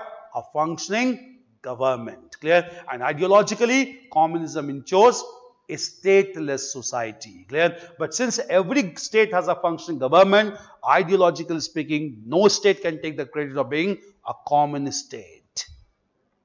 This concept needs to be very clear. Clear? So socialism has never taken ideal route. That is why America says, clear, that in case any country is turning out to be socialist, a country is turning out to be a dictator, America intervenes and America dislodges the regime and tries to promote democratic system or capitalism. So it is considered to be induced democracy by Americans. Clear? So America always goes for regime change also. What has happened to Iraq? What has happened to Libya? What is happening to other countries? United States goes to these countries by saying that we are trying to protect democracy and capitalism because socialism is not the solution, because socialism will only lead to dictatorship, fascism. Clear? And that is why it gets logical support by major organizations like United Nations also. Clear? And you need to understand international relations also. This is the difference between the approach of India and United States. India also wants a democratic world order. America also wants a democratic world order. America is the oldest functioning democracy. India is the largest functioning democracy. Difference is America sponsors democracy through regime change forcefully. Clear? India does not sponsor democracy by forceful regime change. India wants democracy to be promoted in the countries through constructive dialogue and peaceful negotiation. There's a difference in approach between India and United States. So we don't want to intervene into internal affairs of other countries, but we convince other countries to adopt democracy by internal reconstruction. Okay? America wants to force democracy on the countries through injection of democracy by forceful regime change. This is the difference in approach between India and United States. That is why we are considered to be a highly responsible country for democracy in the world. Clear? And we give this argument even to take a permanent membership in Security Council. We give this argument. We are a responsible democratic country. Clear? And India should be given a permanent berth among the elite classes of permanent members of United Nations Security Council. This is the biggest diplomatic aspiration of India as of now. We want a permanent membership in Security Council. Clear? So these things should be understood. So wherever, in no other in the world, the socialism has taken an ideal route. Everywhere it has led to rise of dictatorship. And America always keeps on saying this. Clear? Even Russia has failed on this count. Even China has failed on this count, Cuba, Venezuela, every country has failed because every country led to the rise of dictators. Okay. Communism, nowhere in the world. So why did Abraham Lincoln initially say that the Civil War was fought to save the Union and not slavery? Why didn't he initially decide to end slavery? End slavery, that's Abraham Lincoln. Why did he initially say that? Why did he say like it was to save the Union at first? Because obviously, because the Union was already not under any threat. When he was contesting for presidential election, Union was intact. Clear? But when he started to contest for this election, in his election manifesto, he declared that if he voted to power, because without power he could not do anything. If he's voted as president of America, he will end slavery with power. Clear? And when this election came, he must to be victorious. So southern states realized, no, he will abolish slavery. It is better to move away from the Union. So they walked away from the Union. Abraham Lincoln gave a statement that obviously, clear, you need to understand that Union should be given precedent than Constitution, because Union came before Constitution. So Union should be preserved, even though it is mentioned, a Constitution mentions about ideal federation. You will understand this much better way. Clear? Supreme Court of India is considered to be the guardian of Indian Constitution. That's true. Supreme Court is considered to be a guardian of Indian Constitution. It has been asked in prelims also under polity. Clear? Supreme Court is the guardian of Indian Constitution, in which even Supreme Court has been established under the provisions of Indian Constitution. Then how come a body which has been established within a document of Indian Constitution can become the guardian of Indian Constitution? Logically, I'll let you know. We all know that Supreme Court is the guardian of Indian Constitution. But how come a body which emerges from the provisions of Indian Constitution only can become the guardian of entire Constitution? Because provisions are not related to only Supreme Court. Provisions are related to many other institutions like Union Public Service Commission, Election Commission, other institutions. Then why and how Supreme Court can claim itself to be guardian of Indian Constitution? Why not President? Why not legislature? Why not executive? And how is it possible? Any idea? Because it protects the tenets and the basic values of the Constitution. If somebody tries to change it or make laws that go against the Constitution. Which institution does not perform this duty? Election Commission also does that. Union Public Service Commission also does that. The Supreme Court has the power to even comprehend the laws of the Constitution. Basically, it can say Comprehend the laws. Not comprehend, interpret the laws. Interpret is the right word. Just because of this, Supreme Court is the guardian. The judiciary is basically free from executive and legislative powers. Are you really sure about it? Especially these days? Yeah, theoretically speaking, no doubt, huh? And if the Supreme Court is most, transparent than the executive and the legislative. More transparent. Executive is not. No, sir. It can, affect the constitution. It can. Anything which is the most transparent thing in India is the legislature. All the debates that goes on, you watch on TV every day. Clear? Yesterday also there was a huge amount of conflict that took place. Clear? So that's the most exposed thing. Clear? Judiciary, you don't know anything. Believe me. You don't know about executive. Do you know that how bureaucrats function in our country? You don't know. You don't know the cabinet functioning. The only thing that you know is the huge amount of debate going on in parliament every day when the session goes on. Clear? So judiciary or legislature is the most exposed one. Not judiciary, not executive. Clear? And most insulated one is the executive.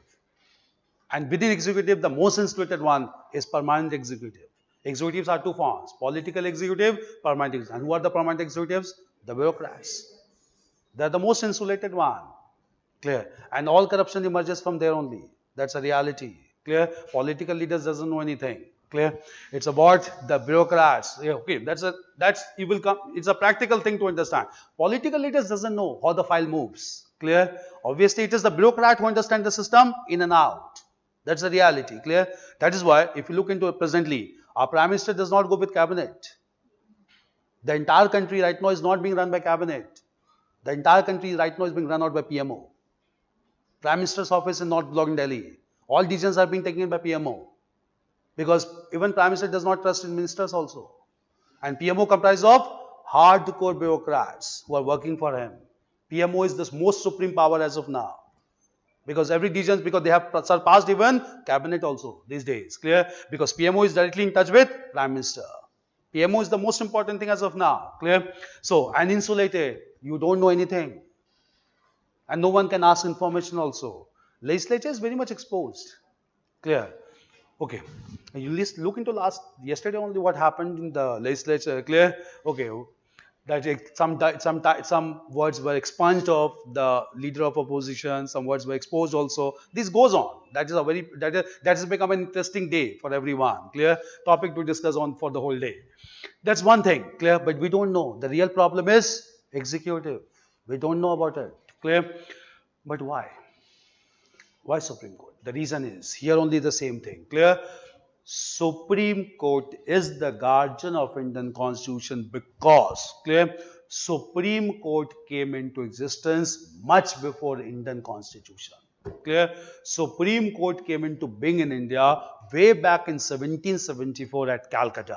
Clear? And Indian Constitution came into force in the year 1950. Clear? So obviously, President has to be given to Supreme Court. Clear? That is why even though Supreme Court comes from the provisions of Indian Constitution, Supreme Court still is the guardian of Indian Constitution. Same thing was given by Abraham Lincoln. Union came into being before Indian Constitution. So Union should be given precedence over over American Constitution, and he declared secession of this state to be illegal. Clear? So it's about chronology and it's about sequence that need to be understood. Clear? Just because of the sequence only it needs to be understood that he wanted all the southern states to reunite once again, and if this did not happen, it resulted to military clash known as American Civil War. It's clear. Logic should be clear very well. You need to understand the logic very clearly of everything. It's not without logic. Supreme Court is the guardian because there's a precedence of Supreme Court. Clear? Coming to this, right, Nick? Clear? Right. While American states were expanding, were expanding, were expanding, internal rivalry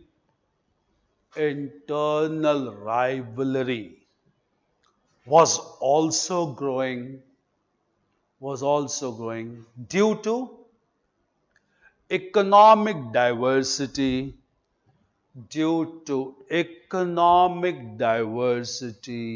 and the issue of slavery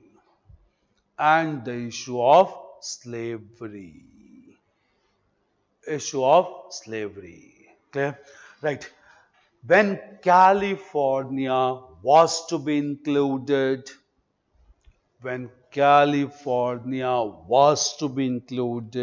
in the federal system,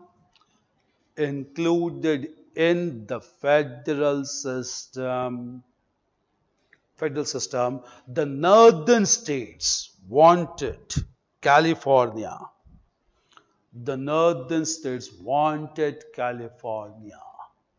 As a free state, right? Free state within inverted comma. Northern states wanted California as a free state, whereas the southern states wanted it to be slave state within inverted comma, wanted to be slave state. Clear? Right. While such differences were going on,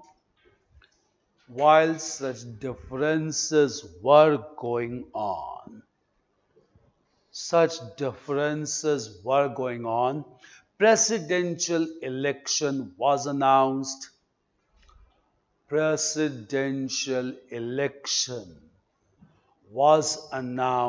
In 1860, and a Republican candidate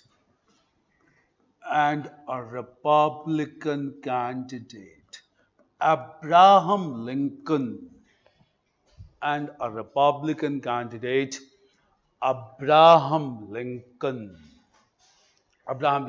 announced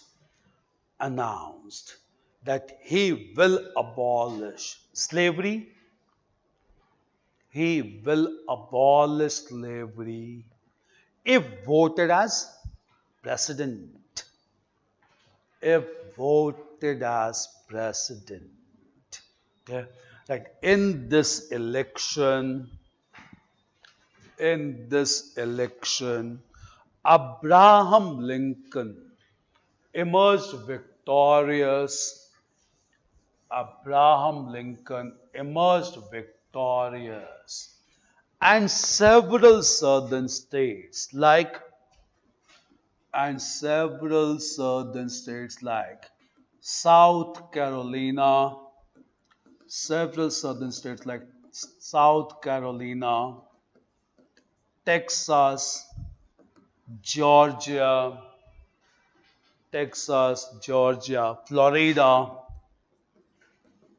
Florida, etc.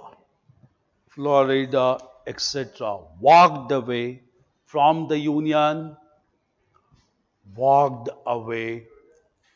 Florida walked away from the Union, leading to severe internal crisis, known as the American Civil War, 1861 to 65, known as American Civil War. American Civil War. Clear? Change paragraph. Right. Right period also American Civil War, 1861 to 65. Right. In this war, northern states deputed large military force. Northern states deputed large military force under the command of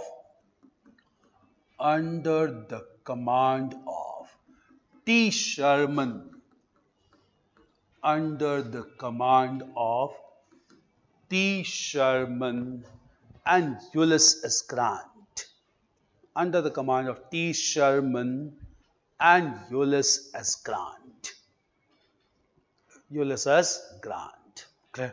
Right. On the other hand, the forces of the southern states, on the other hand, the forces of the southern states was under the leadership of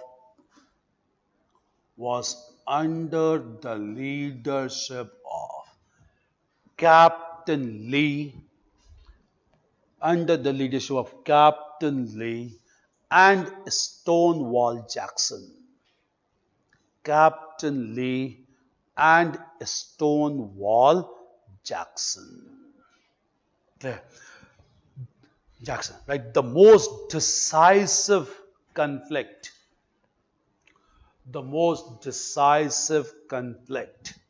in American Civil War, the most decisive conflict in American Civil War was fought at Gettysburg. Central part of America was fought at Gettysburg in 1863. Gettysburg in 1863 that led to the defeat of Southern forces. Captain Lee and Stonewall Jackson, that led to the defeat of Southern forces. Clear? Right. Immediately, Abraham Lincoln issued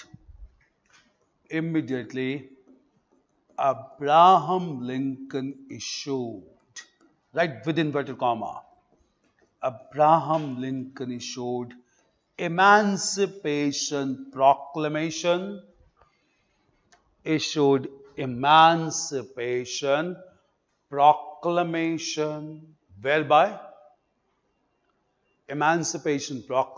whereby slaves were liberated.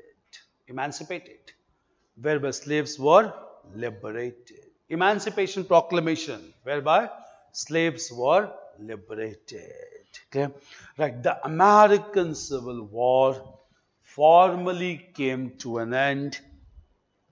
The American Civil War formally came to an end in 1865, 1865, 55, and 1865 as southern states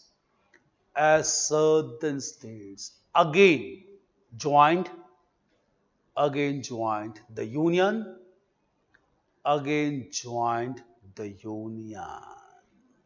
Okay, right. At the same time, the provision of, at the same time, the provision of unfree people, the provision of unfree people was deleted from American Constitution. Deleted from American Constitution. Big development, clear. So, American Civil War, issue of slavery, and soon after, Abraham Lincoln was assassinated in a public theater, clear. But he played a very important role in Emancipation Proclamation, clear. And from 1865, United States began to grow very rapidly. It came into picture abruptly when First World War broke out, as it began supplier of major bomb materials to countries like France and Britain. Okay? So from here it began to develop very rapidly, as it was large area, largely developed by major resources and without confronting any adversary neighboring powers. Clear? So United States began to grow very rapidly after this, emerged to be a powerful country in course of time. This is American history. Clear? So starting with colonization of America, then we had discussed about American War of Independence, American Constitution, issue of slavery leading to American Civil War, and finally United States of America again came into being by the year 1865. Clear? And that is why United States has never colonized any country in the world except for some time the country of Philippines during Second World War. But just after Second World War, Philippines was liberated by United States. So United States is not a colonial power, as it itself became independent from colonial authorities like France and Britain. Clear? So history of United States. Clear? This was another major development from the middle of 18th century. Clear? Meanwhile, just understand. Clear? We'll still stick to 18th century because by the end of 18th century, another revolution took place which is politically very important, and this revolution is known as French Revolution in 1789, correlated even with American War of Independence. Clear? Now we'll understand about this third major revolution in 18th century, that is the French one. Clear? Understand first of all, yesterday only we had discussed that all major countries of Europe were dominated by medieval system and institutions like autocratic monarchy, feudal system, and the domination of church and the clergy class. Clear? These institutions were first challenged in Britain. Clear? And these institutions were challenged in another country, France, by the end of 18th century. And when such institutions were challenged, radical changes took place in France, and that is known as French Revolution from 1789. Now, what was this ancient or rather medieval structure which existed in France till the occurrence of important revolt in 1789? Reasons are primarily three. One is autocratic monarchy, second is feudal system, third is domination of church and the clergy class. Clear? Come with this, we'll understand about the situation in France by the end of 18th century. Just understand first of all. Clear? French society by the 18th century was divided into clear-cut hierarchy. Clear? In fact, French society was almost in a form of triangular hierarchy. Clear? The top position in the social hierarchy of France was occupied by a minority section. This minority section comprised of the religious experts known as the clergy class. Clear? So clergy class were on top and they were basically leading the French society. Clear? This clergy class was also popularly known as the first estate in France. Clear? Second section after the clergy class, who were again a minority community, they were basically the nobility class. Clear? Because feudalism existed, so nobles dominated the society and economy. Clear? The nobility class in France was also popularly known as the second estate. Clear? And these two sections combined together were merely 5% of the total population, and these two sections were given all privileges and exemptions from taxation. Clear? The remaining population of France, that is 95% of the total people, comprised of common masses, and 95% was heterogeneous in nature. This common masses included the philosophers, thinkers, professionals, workers, peasants. Clear? And this third estate was, or rather, this common people were known as the third estate in France, that comprised of 95%. Clear? And all burden of taxation were placed on the shoulders of the third estate, because first two states were given exemptions from the payment of taxation as well. Clear? This regime, which was outdated regime in France. Clear? This regime, therefore, in France was also known as the old regime, or also known as the ancient regime. Clear? So it was highly discriminatory in nature, that is the ancient regime. And on top of this was autocratic monarchy, that also contributed towards the interest, or rather the interest and authority of masses. Clear? This regime is known as the ancient regime in France. Clear? Now, voice against this ancient regime began to be raised by French thinkers and philosophers by the end of 18th century. They began to inspire the masses that they should come forward against this discriminatory regime to establish egalitarian society in France. Clear? And against this ancient regime, three major philosophers contributed significantly. These philosophers were: number one, Voltaire; second philosopher was Montesquieu; and third and the most important was Rousseau. Clear? Welcome to theory of Rousseau, given at this time one of the major political thinker of 18th century. Clear? First factor is ancient regime, that is outdated regime. Clear? Second factor would be role of thinkers and philosophers. Third would be the immediate factor, that is financial crisis because of autocratic monarchy, as France participated in American War of Independence. Clear? Correlated with American history as well. Clear? Coming to this major event, right, heading as, clear, right, the French Revolution. Heading as the French Revolution. Right, date 1789 to 1799. French Revolution 1789 to 1799, for one decade. Right, introduction, generic one. Clear? Right, the French Revolution. The French Revolution is the only political revolution. The French Revolution is the only political revolution in world history. Only political revolution in world history which continued for one decade uninterruptedly. It was a continuous phenomena which continued for one decade uninterruptedly. No break. Clear? And one decade uninterruptedly. Clear? Right. This revolution started by the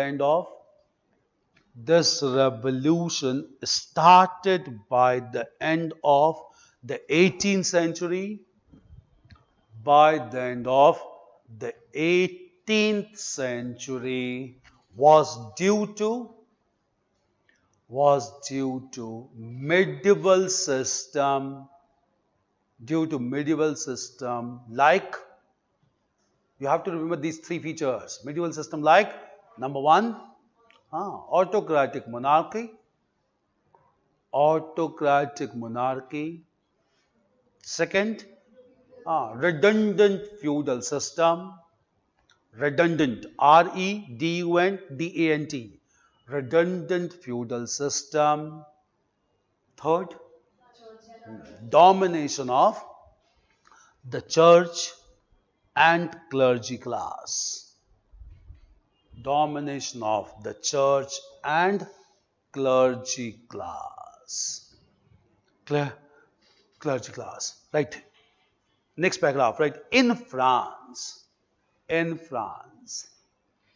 society was marked by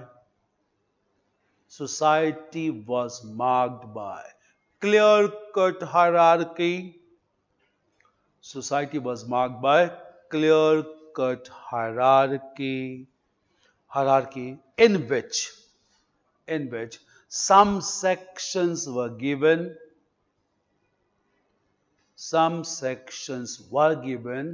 all privileges. Given all privileges. Clear? Like the top position in the French society, the top position in the French society was occupied by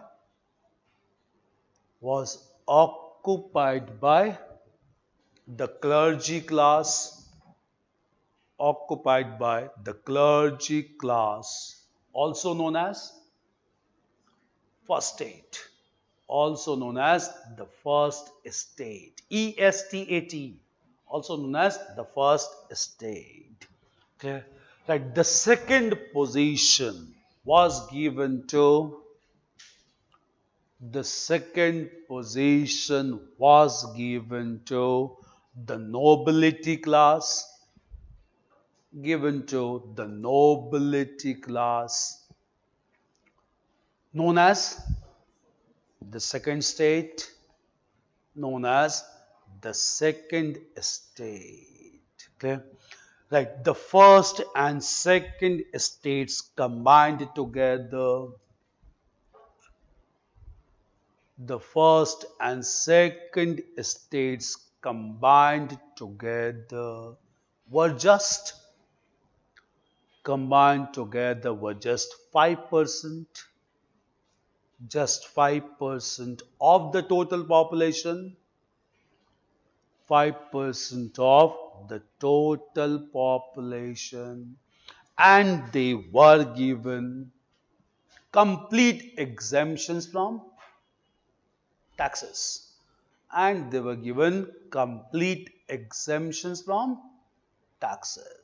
Even monarchs supported them.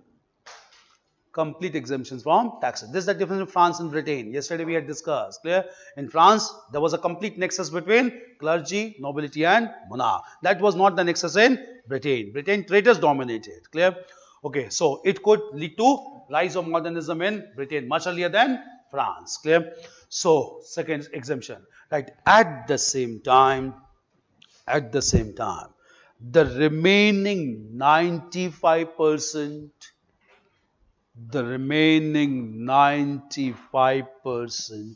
of the total population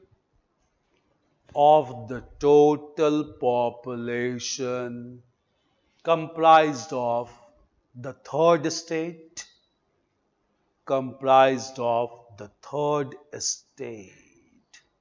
Clear? Right. It included heterogeneous groups. So last section cannot be homogeneous. It included heterogeneous groups like philosophers,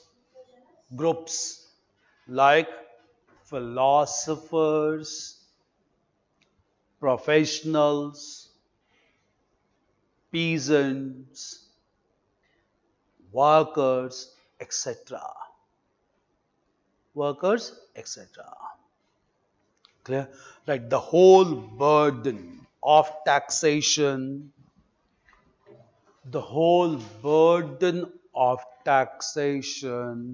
was given to, the whole burden of taxation was given to the third state. Given to the third state. The- right. Such discriminatory structure was known as such discriminatory structure was known as the ancient regime. The old regime was known as the ancient regime in France. Ancient regime in France. REGIME, regime in France. First major factor, change paragraph. Clear? Right. The common masses were inspired for revolutionary changes.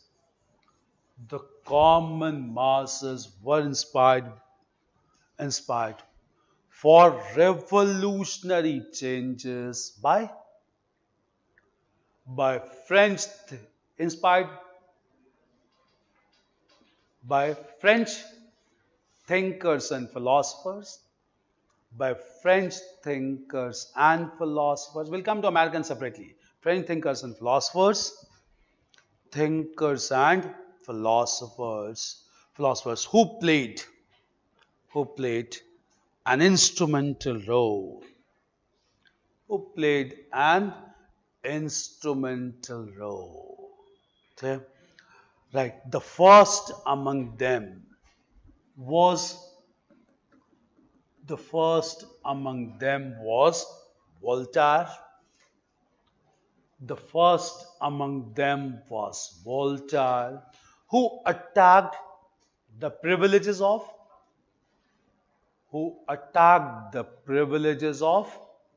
the clergy class, the first state, who attacked the privileges of the clergy class. Okay? Right. At the same time, he declared,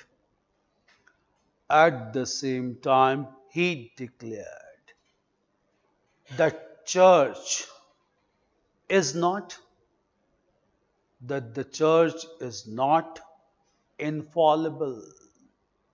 Church is not infallible. Infallible. Infallible means church can also commit mistake. It's not divine. Clear? Church is not infallible. Clear?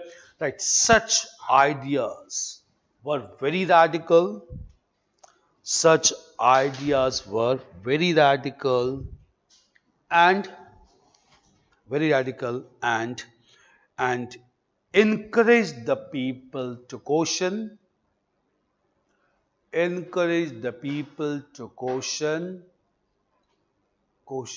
the church and clergy class. Encourage the people to caution the church and clergy class. Very important one, daring step. Clear? Right. The second important French philosopher,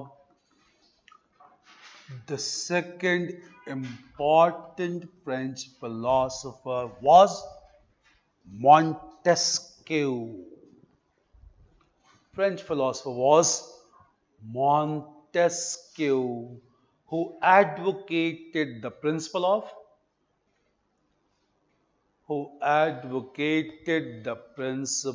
of separation of powers. Advocated the principle of separation of powers to maintain check and counter check, to avoid arbitrary rule, to maintain check and counter check. Clear? Right. He also advocated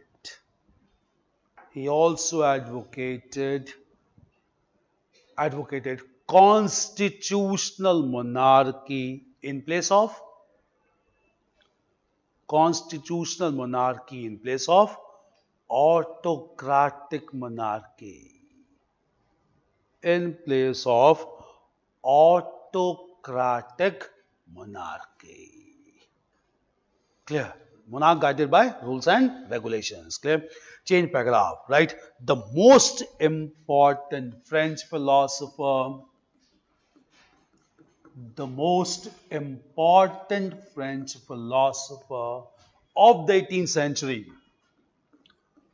The most important French philosopher of the 18th century was Jean-Jacques Rousseau, father of political thought also. Clear? Jean-Jacques Rousseau.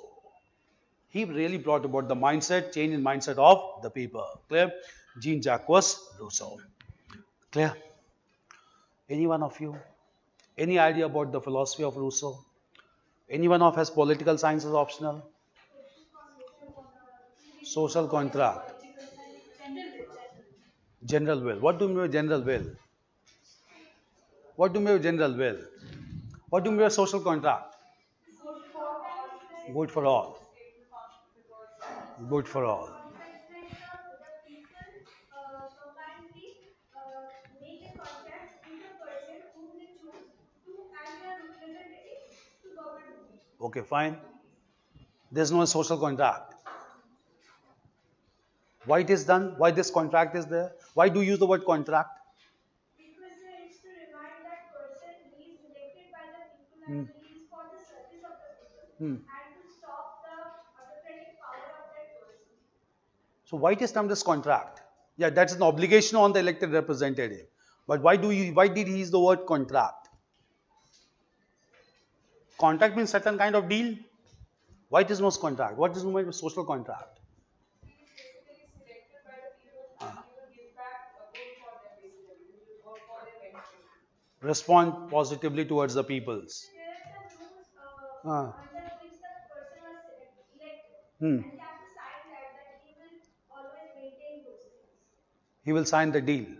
Elected representatives. Yes, like the different points. So actually, Okay, okay. You are close to it. Wahan, please. so actually, every individual has some natural rights. To Ah. protect the natural rights, individuals have gathered together Okay. and created a contact to create a ruler or a body which will State. a state which Huh? will protect their inalienable rights. That is known as institution. Two things you have used. Yes. Natural rights, inalienable rights. They're two different things. Inalienable rights are fundamental rights. I mean, the Ah, natural. natural rights. There's a difference between fundamental rights and natural rights. Clear? There's a two clear difference between natural rights and fundamental rights. Fundamental rights are granted by the Constitution. Natural rights are given by the Almighty. Clear? And that can never be taken away. Natural rights like leave. Natural rights even to commit or end your life, that is suicide. These are all natural rights. Clear? At the same time, fundamental rights means basically to ensure individual growth. There's a difference between natural rights and fundamental rights. Clear? That's true. Very much close, but specifically, yeah, that idea is also very clear. What do you mean general will? You use the word general will. What do you mean the term general will? So every individual has two kind of will. Two kind of will. So Huh. general will is the one when I am not able to remember it properly, but Okay, fine. Just understand. Clear? First of all, Rousseau is considered to be one of the most important political thinker of the entire discipline known as political science. There's no doubt. Clear? He was a person who was by the end of 18th century and he brought about change in the mindset of the people for revolutionary change. The reason is he gave a theory which is known as the social contract theory. In fact, he wrote a book also known as Social Contract in which the first line says, clear? Every man is born free, but everywhere he is in chains. Clear? There's a line, first line of the work, Social Contract by Rousseau. Clear? He gave a contract known as social contract theory. What exactly do we mean? Clear? According to a social contract theory, the people or the community, clear? They come together, they sacrifice some of their freedom, they sacrifice some of their resources to establish a common unit known as a state or government through leaders, clear? And when they establish a state or government, clear, they sacrifice certain amount of freedom, they sacrifice certain amount of resources in form of taxes, clear? And it is expected that state will use that freedom, and that resources in turn for the benefit of those common people only, that is to provide them with basic amenities of life. Clear? And therefore there exists a kind of contract between the people and the state. This is known as social contract theory. In case there is any breach in this contract by the state, people have the right to uproot that state also, and therefore it leads to revolutionary changes. Clear? And at the same time, it is also said, when such a state is established with sacrifice of the common people, a state gets established and sustained on the principle of consent of the people. This consent of the general people is known as general will. Clear? Without the will of the common people, without the consent of the people, any such state cannot be established. That means that people are supreme. General people are persons having sovereignty over the state. Clear? So general means will of the common masses, and with this will of the common masses only such a state can be established and sustained. Clear? From this general will only we have the concepts like representative democracy and even elections as well. Clear? So to judge the general will of the public, consent of the public, representative democracy is established on the basis of regular elections. Clear? So without the consent of will of the common people, contract cannot come into being. Once the people have decided to sacrifice their resources and freedom to establish a state also has an obligation to serve the common interest of the masses. So it's a two-way support are given by the masses on the one hand and the state, which is known as a kind of contract. In case this contract is not fulfilled from any one side, other side has all the right to uproot the existence of other entity. Clear? So obviously with this theory of social contract based on general will, clear, Rousseau wanted to make it clear these masses are sacrificed to establish the French monarchy. Masses are supreme. Sovereignty rests with masses. And without the consent of masses, monarchy cannot sustain. Clear? That gave a whole sense of confidence to the people in France that since they are sovereign and supreme, without their consent, even monarchy cannot sustain, a state cannot sustain. And that brought about revolutionary mindset among the people. This concept is known as the social contract theory given by Rousseau. Clear? It became a very important principle on which entire philosophy of political science in course of time began to rest. Clear? This rests on two simple words, general will or general consent of the masses. Clear? This is social contract theory of Rousseau. Clear? Right. Rousseau gave the philosophy of social contract. Rousseau gave the philosophy of social contract based on the principle of general will. Two simple words explain political science. Clear? Based on the principle of general will, general consent, general will. Clear? Right. According to this principle,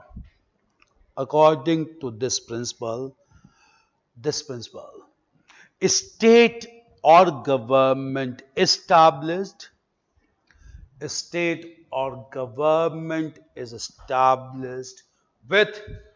the will or consent of the general masses.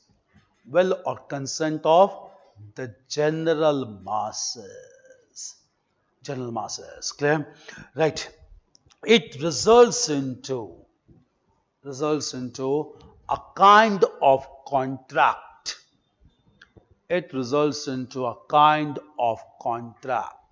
In which masses sacrifice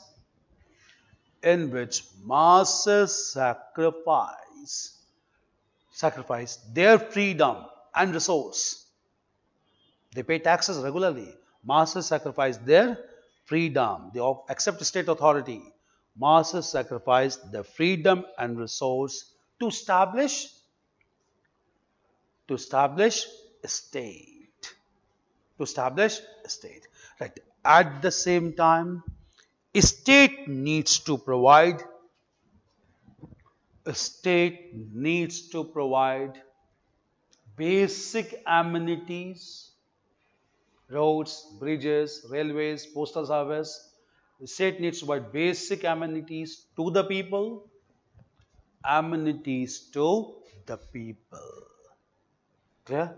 Right. In case there is any breach, in case there is any breach, BREACH, any breach in contract, any breach in contract, masses can uproot the state. Masses can uproot. In case of breach of contract, masses can uproot the state as they are supreme. So vanity rests with masses as they are supreme. Clear? That such philosophy gave huge confidence. Such philosophy gave huge confidence to French people, to French people, and they demanded radical reforms. They demanded radical reforms. Now you get a question from this. Write this, clear? That in fact, it is largely accepted. In fact, it is largely accepted that political revolution in France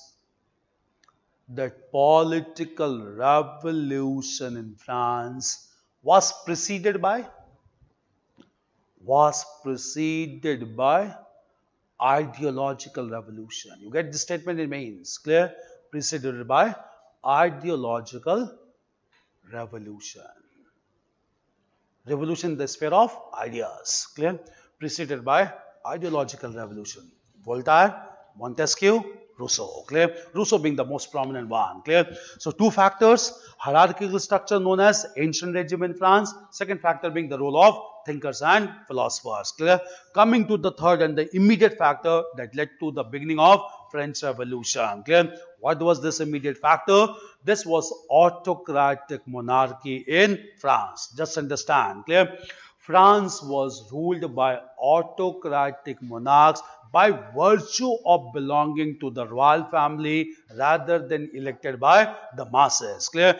The royal family ruling over France was known as the Bourbon family. Clear? And the members of Bourbon family were ruling over France, and by the end of 18th century, there was a Bourbon ruler known as Louis XIV. Clear? Louis XIV was ruling over France when American War of Independence took place. Louis XIV never wanted Britain to emerge victorious. Louis XIV provided all support to George Washington, and that only led to the victory of Washington against Lord Cornwallis. But in this process, financial and economic position of France got adversely affected. Clear? Louis XIV died without resolving the financial crisis, to be followed by another person of the royal family, Louis XV. He also could not resolve the crisis, died, and Louis XV was followed by another person, Louis XVI in 1783. And Louis XVI was an honest person who really wanted to resolve the financial crisis of France, but he lacked necessary and required courage and determination. Clear? When Louis XVI began to rule from 1783, he wanted to resolve the crisis and took advice from leading financial experts in France. Clear? All financial experts gave only one advice to Louis XVI, and that advice was that French government or monarch needed to impose heavy taxation on clergy and nobility classes. Clear? They had abundant amount of wealth with them. Clear? Well, it was required, or rather it was advocated, common people is already overburdened with taxation. Clear? They cannot support French monarch at this time. If France has to emerge as powerful country, taxes should be imposed on first and second state, that is clergy and nobility class. But imposing taxes on clergy and nobility classes required courage and determination, which was lacking in Louis XVI. So crisis continued in France. Clear? The financial crisis going on in France was further aggravated by the wife of Louis XVI, who was a princess from Austria. Clear? This Austrian princess was named as Marie Antoinette. Clear? She was the wife of Louis XVI, and she began to use the resources of France for extravagant projects like construction of castles and forts. Clear? This further affected the sentiments of common taxpayers, and they realized their hard-earned money is being wasted on some unproductive ventures like castles and forts in France. Clear? So financial crisis was aggravated by Marie Antoinette as well. Clear? Meanwhile, at the same time, when situation was worsening day by day, Louis XVI took a radical step. Clear? He decided to call a common meeting of the representatives of all the three states, so that with consultation he can take a major step of taxing clergy and nobility class also. Clear? And this meeting of three states together was being convened after a gap of almost 200 years. Therefore, representatives of third state were convinced some serious crisis must have taken place. That is what they are called to attend this meeting. Otherwise, they were never given importance by French monarch. Clear? They went to attend this meeting with a clear state of mind. Clear? When the members of the third state along with first two states went to attend, this meeting of state general was convened in the palace of Versailles in France. Clear? And in this meeting at the palace of Versailles, representatives of first and second state took their seats on the right hand side. Clear? And the representatives of the third state, they took the seats on the left hand side. Clear? And from here only we have two terms, left and right. Clear? Right indicated status quo approach, they never wanted any change. Left indicated pro-radical change or radical sentiments. Clear? And from there only, right-wing ideology began to indicate status quo ideology, left-wing ideology indicate change-oriented ideology or revolutionary ideology. Clear? And at this time, when the representative of third state was on the left-hand side, they represented 95% of the people. They were in absolute majority. Clear? And they made it clear, any decision taken in this meeting must be based on majority consensus, because they knew they enjoy almost absolute majority. Clear? But when this demand was raised by the members of third state, it was rejected by first and second state. It was rejected even by French monarch also. Clear? And since it was denied, all the representatives of third state boycotted the meeting. They left the palace of Versailles and they got collected in the nearby tennis court. Clear? And at tennis court, they took a pledge. They took an oath, which is known as tennis court pledge or tennis court oath, in which they made it clear time has come to bring about radical changes in France. Clear? And this representative of third state, they attacked a state prison of France. This prison was known as Bastille in France. Clear? And this state prison of Bastille was attacked on 14th of July 1789 to release the political prisoners.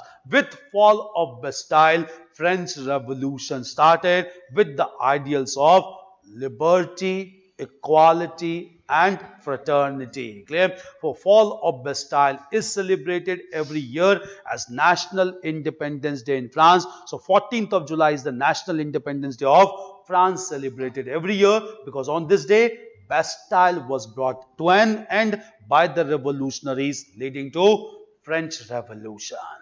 Immediate factor largely related to financial crisis. It's clear. Write this one.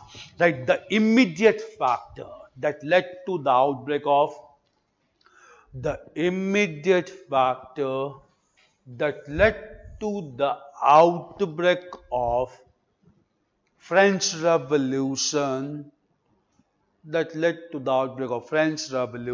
was deep financial crisis.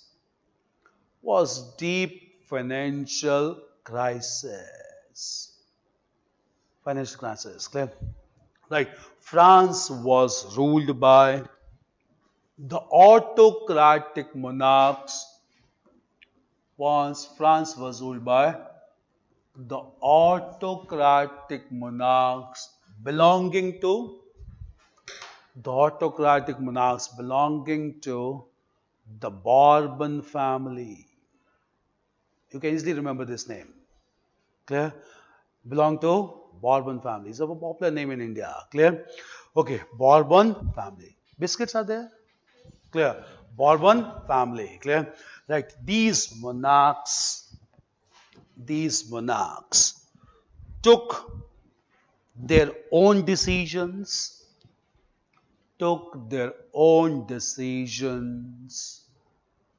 decisions like French participation in the American War of Independence, in the American War of Independence by Louis XIV. American War of Independence by Louis XIV, member of Bourbon family. Clear? Louis XIV. Right. This affected the financial position of France. This affected the financial position of France, which could not be resolved,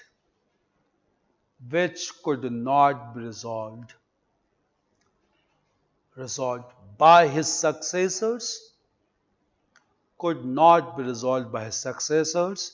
Louis XV and Louis XVI. Louis XV and Louis XVI. Clear? Change paragraph. Right. Louis XVI was an honest person. Louis XVI was an honest person, but lacked courage and determination. But lacked courage and determination. Clear? Right. The financial experts advised him. The financial experts advised him to impose heavy taxes, on the clergy and the nobility. Heavy taxes on the clergy and nobility. Clear? Right. Meanwhile, the financial crisis was further aggravated. Meanwhile, the financial crisis was further aggravated, multiplied, was further aggravated due to unnecessary expenditure,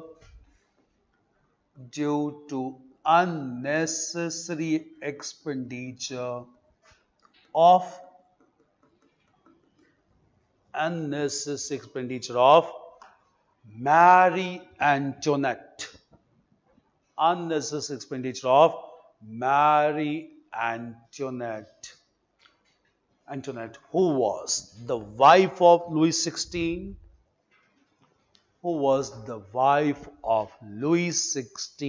from Austria. Remember her origin. We'll use that. Clear? Later go sometime. From Austria. She was Austrian princess. Clear? From Austria. Clear? Right. Finally, Louis XVI convened the meeting of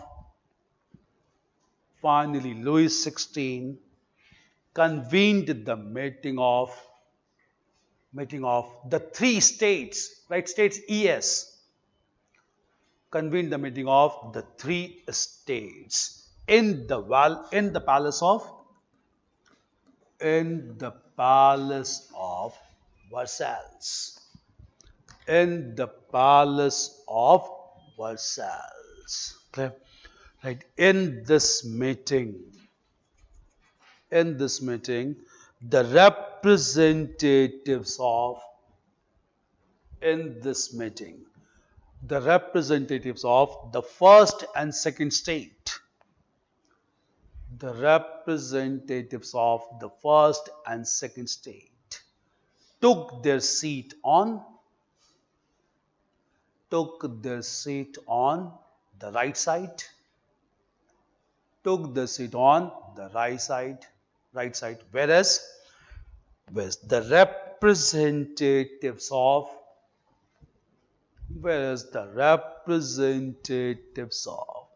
the third state,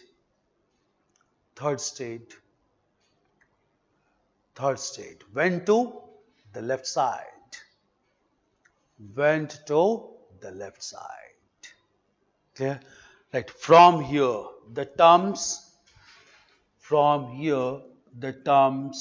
left and right, right within inverted comma.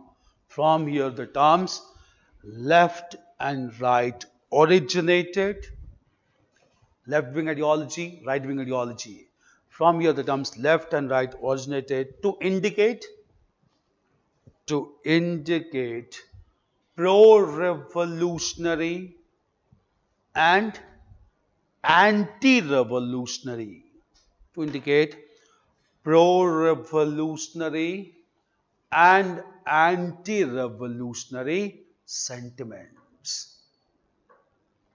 Pro-revolutionary and anti-revolutionary sentiments respectively. Anti-revolutionary sentiments respectively. Left wing pro-revolutionary, right wing anti-revolutionary. Clear? Sentiments respectively. Clear? Right. The representatives of the third state, the representatives of the third state demanded that decisions must be based on demanded that decisions must be based on majority consensus. They were almost in absolute majority. Must be based on majority consensus, which was not acceptable to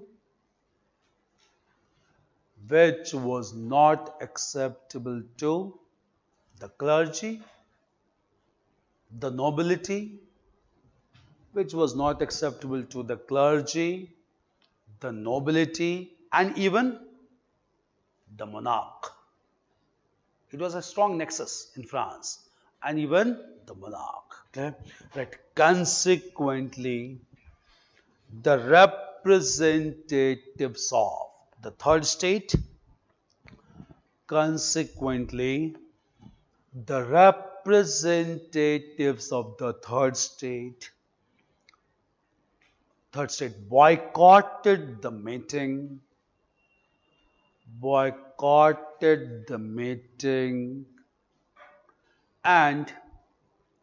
and assembled at a nearby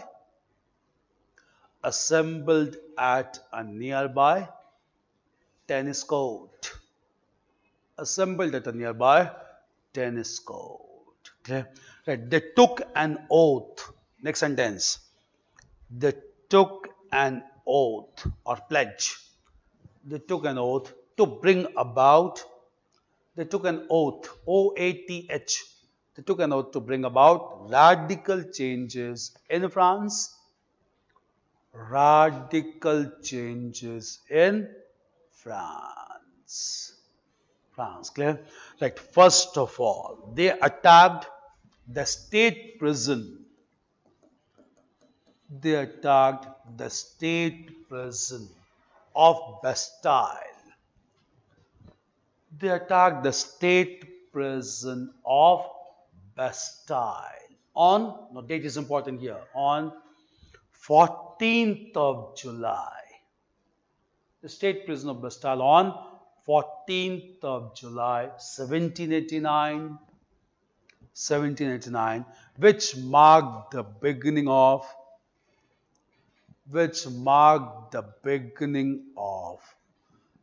the French Revolution, which marked the beginning of the French Revolution, with ideas of with ideas of liberty, equality, with ideas of liberty, equality, and fraternity. Taken from the ideas of Voltaire, Montesquieu, and Rousseau. Liberty, equality, and fraternity. Clear? 14 July, National Day in France every year. Clear? So, there are three major reasons leading to French Revolution. Outdated regime known as the ancient regime. Second was the role of thinkers and philosophers. Thus was the immediate reason, that is financial crisis, starting with American War of Independence. Clear? So this was beginning of French Revolution. No, since it is the only revolution which went on for 1 decade uninterruptedly, we need to discuss about the phases of French Revolution for 10 years from 1789 till 1799 that led to the rise of a very powerful leader, Napoleon Bonaparte. Clear? We'll come to Napoleonic era also in Europe, which started after French Revolution. Clear? So first of all, phases of French Revolution from 89 to 99, and then in the course of time, rise of Napoleon in France. It's clear. We'll start with phases of French Revolution. Clear? We'll continue from here tomorrow. Clear? We'll start with phases of French Revolution. It's fine. Please. Huh.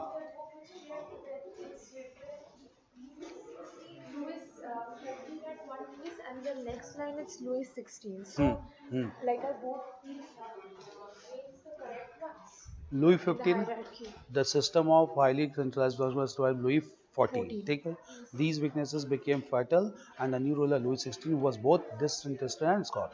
In between, for a brief period of time, Louis 15 was one. Louis 14 cannot be replaced directly by Louis 16. Yes. So Louis So 15 was these there. names are correct here. Names are And correct. one more, please. Louis Over 16 here. France had 13 American colonies. Under Louis 16, France helped the 13 American colonies to gain the Indian. Louis 14, some misprint. This will look. Louis 14. Okay. Clear? And so for this one also, right? Uniform tax which he levied. Hmm. Louis 14. Louis 14. Okay. He, in order to fight the financial crisis, Louis XIV tried to lay a uniform form from the three forms, but it was never successful. He tried to do that. Clear? You have SBI test as of now? You have a test as of now? Test has been done. You gave it before the class. Okay, fine. Clear? So just keep on appearing on SBI for SBI test also. Clear? Those who came late, just take the paper from outside. Clear? So we'll continue from here tomorrow. Thank you.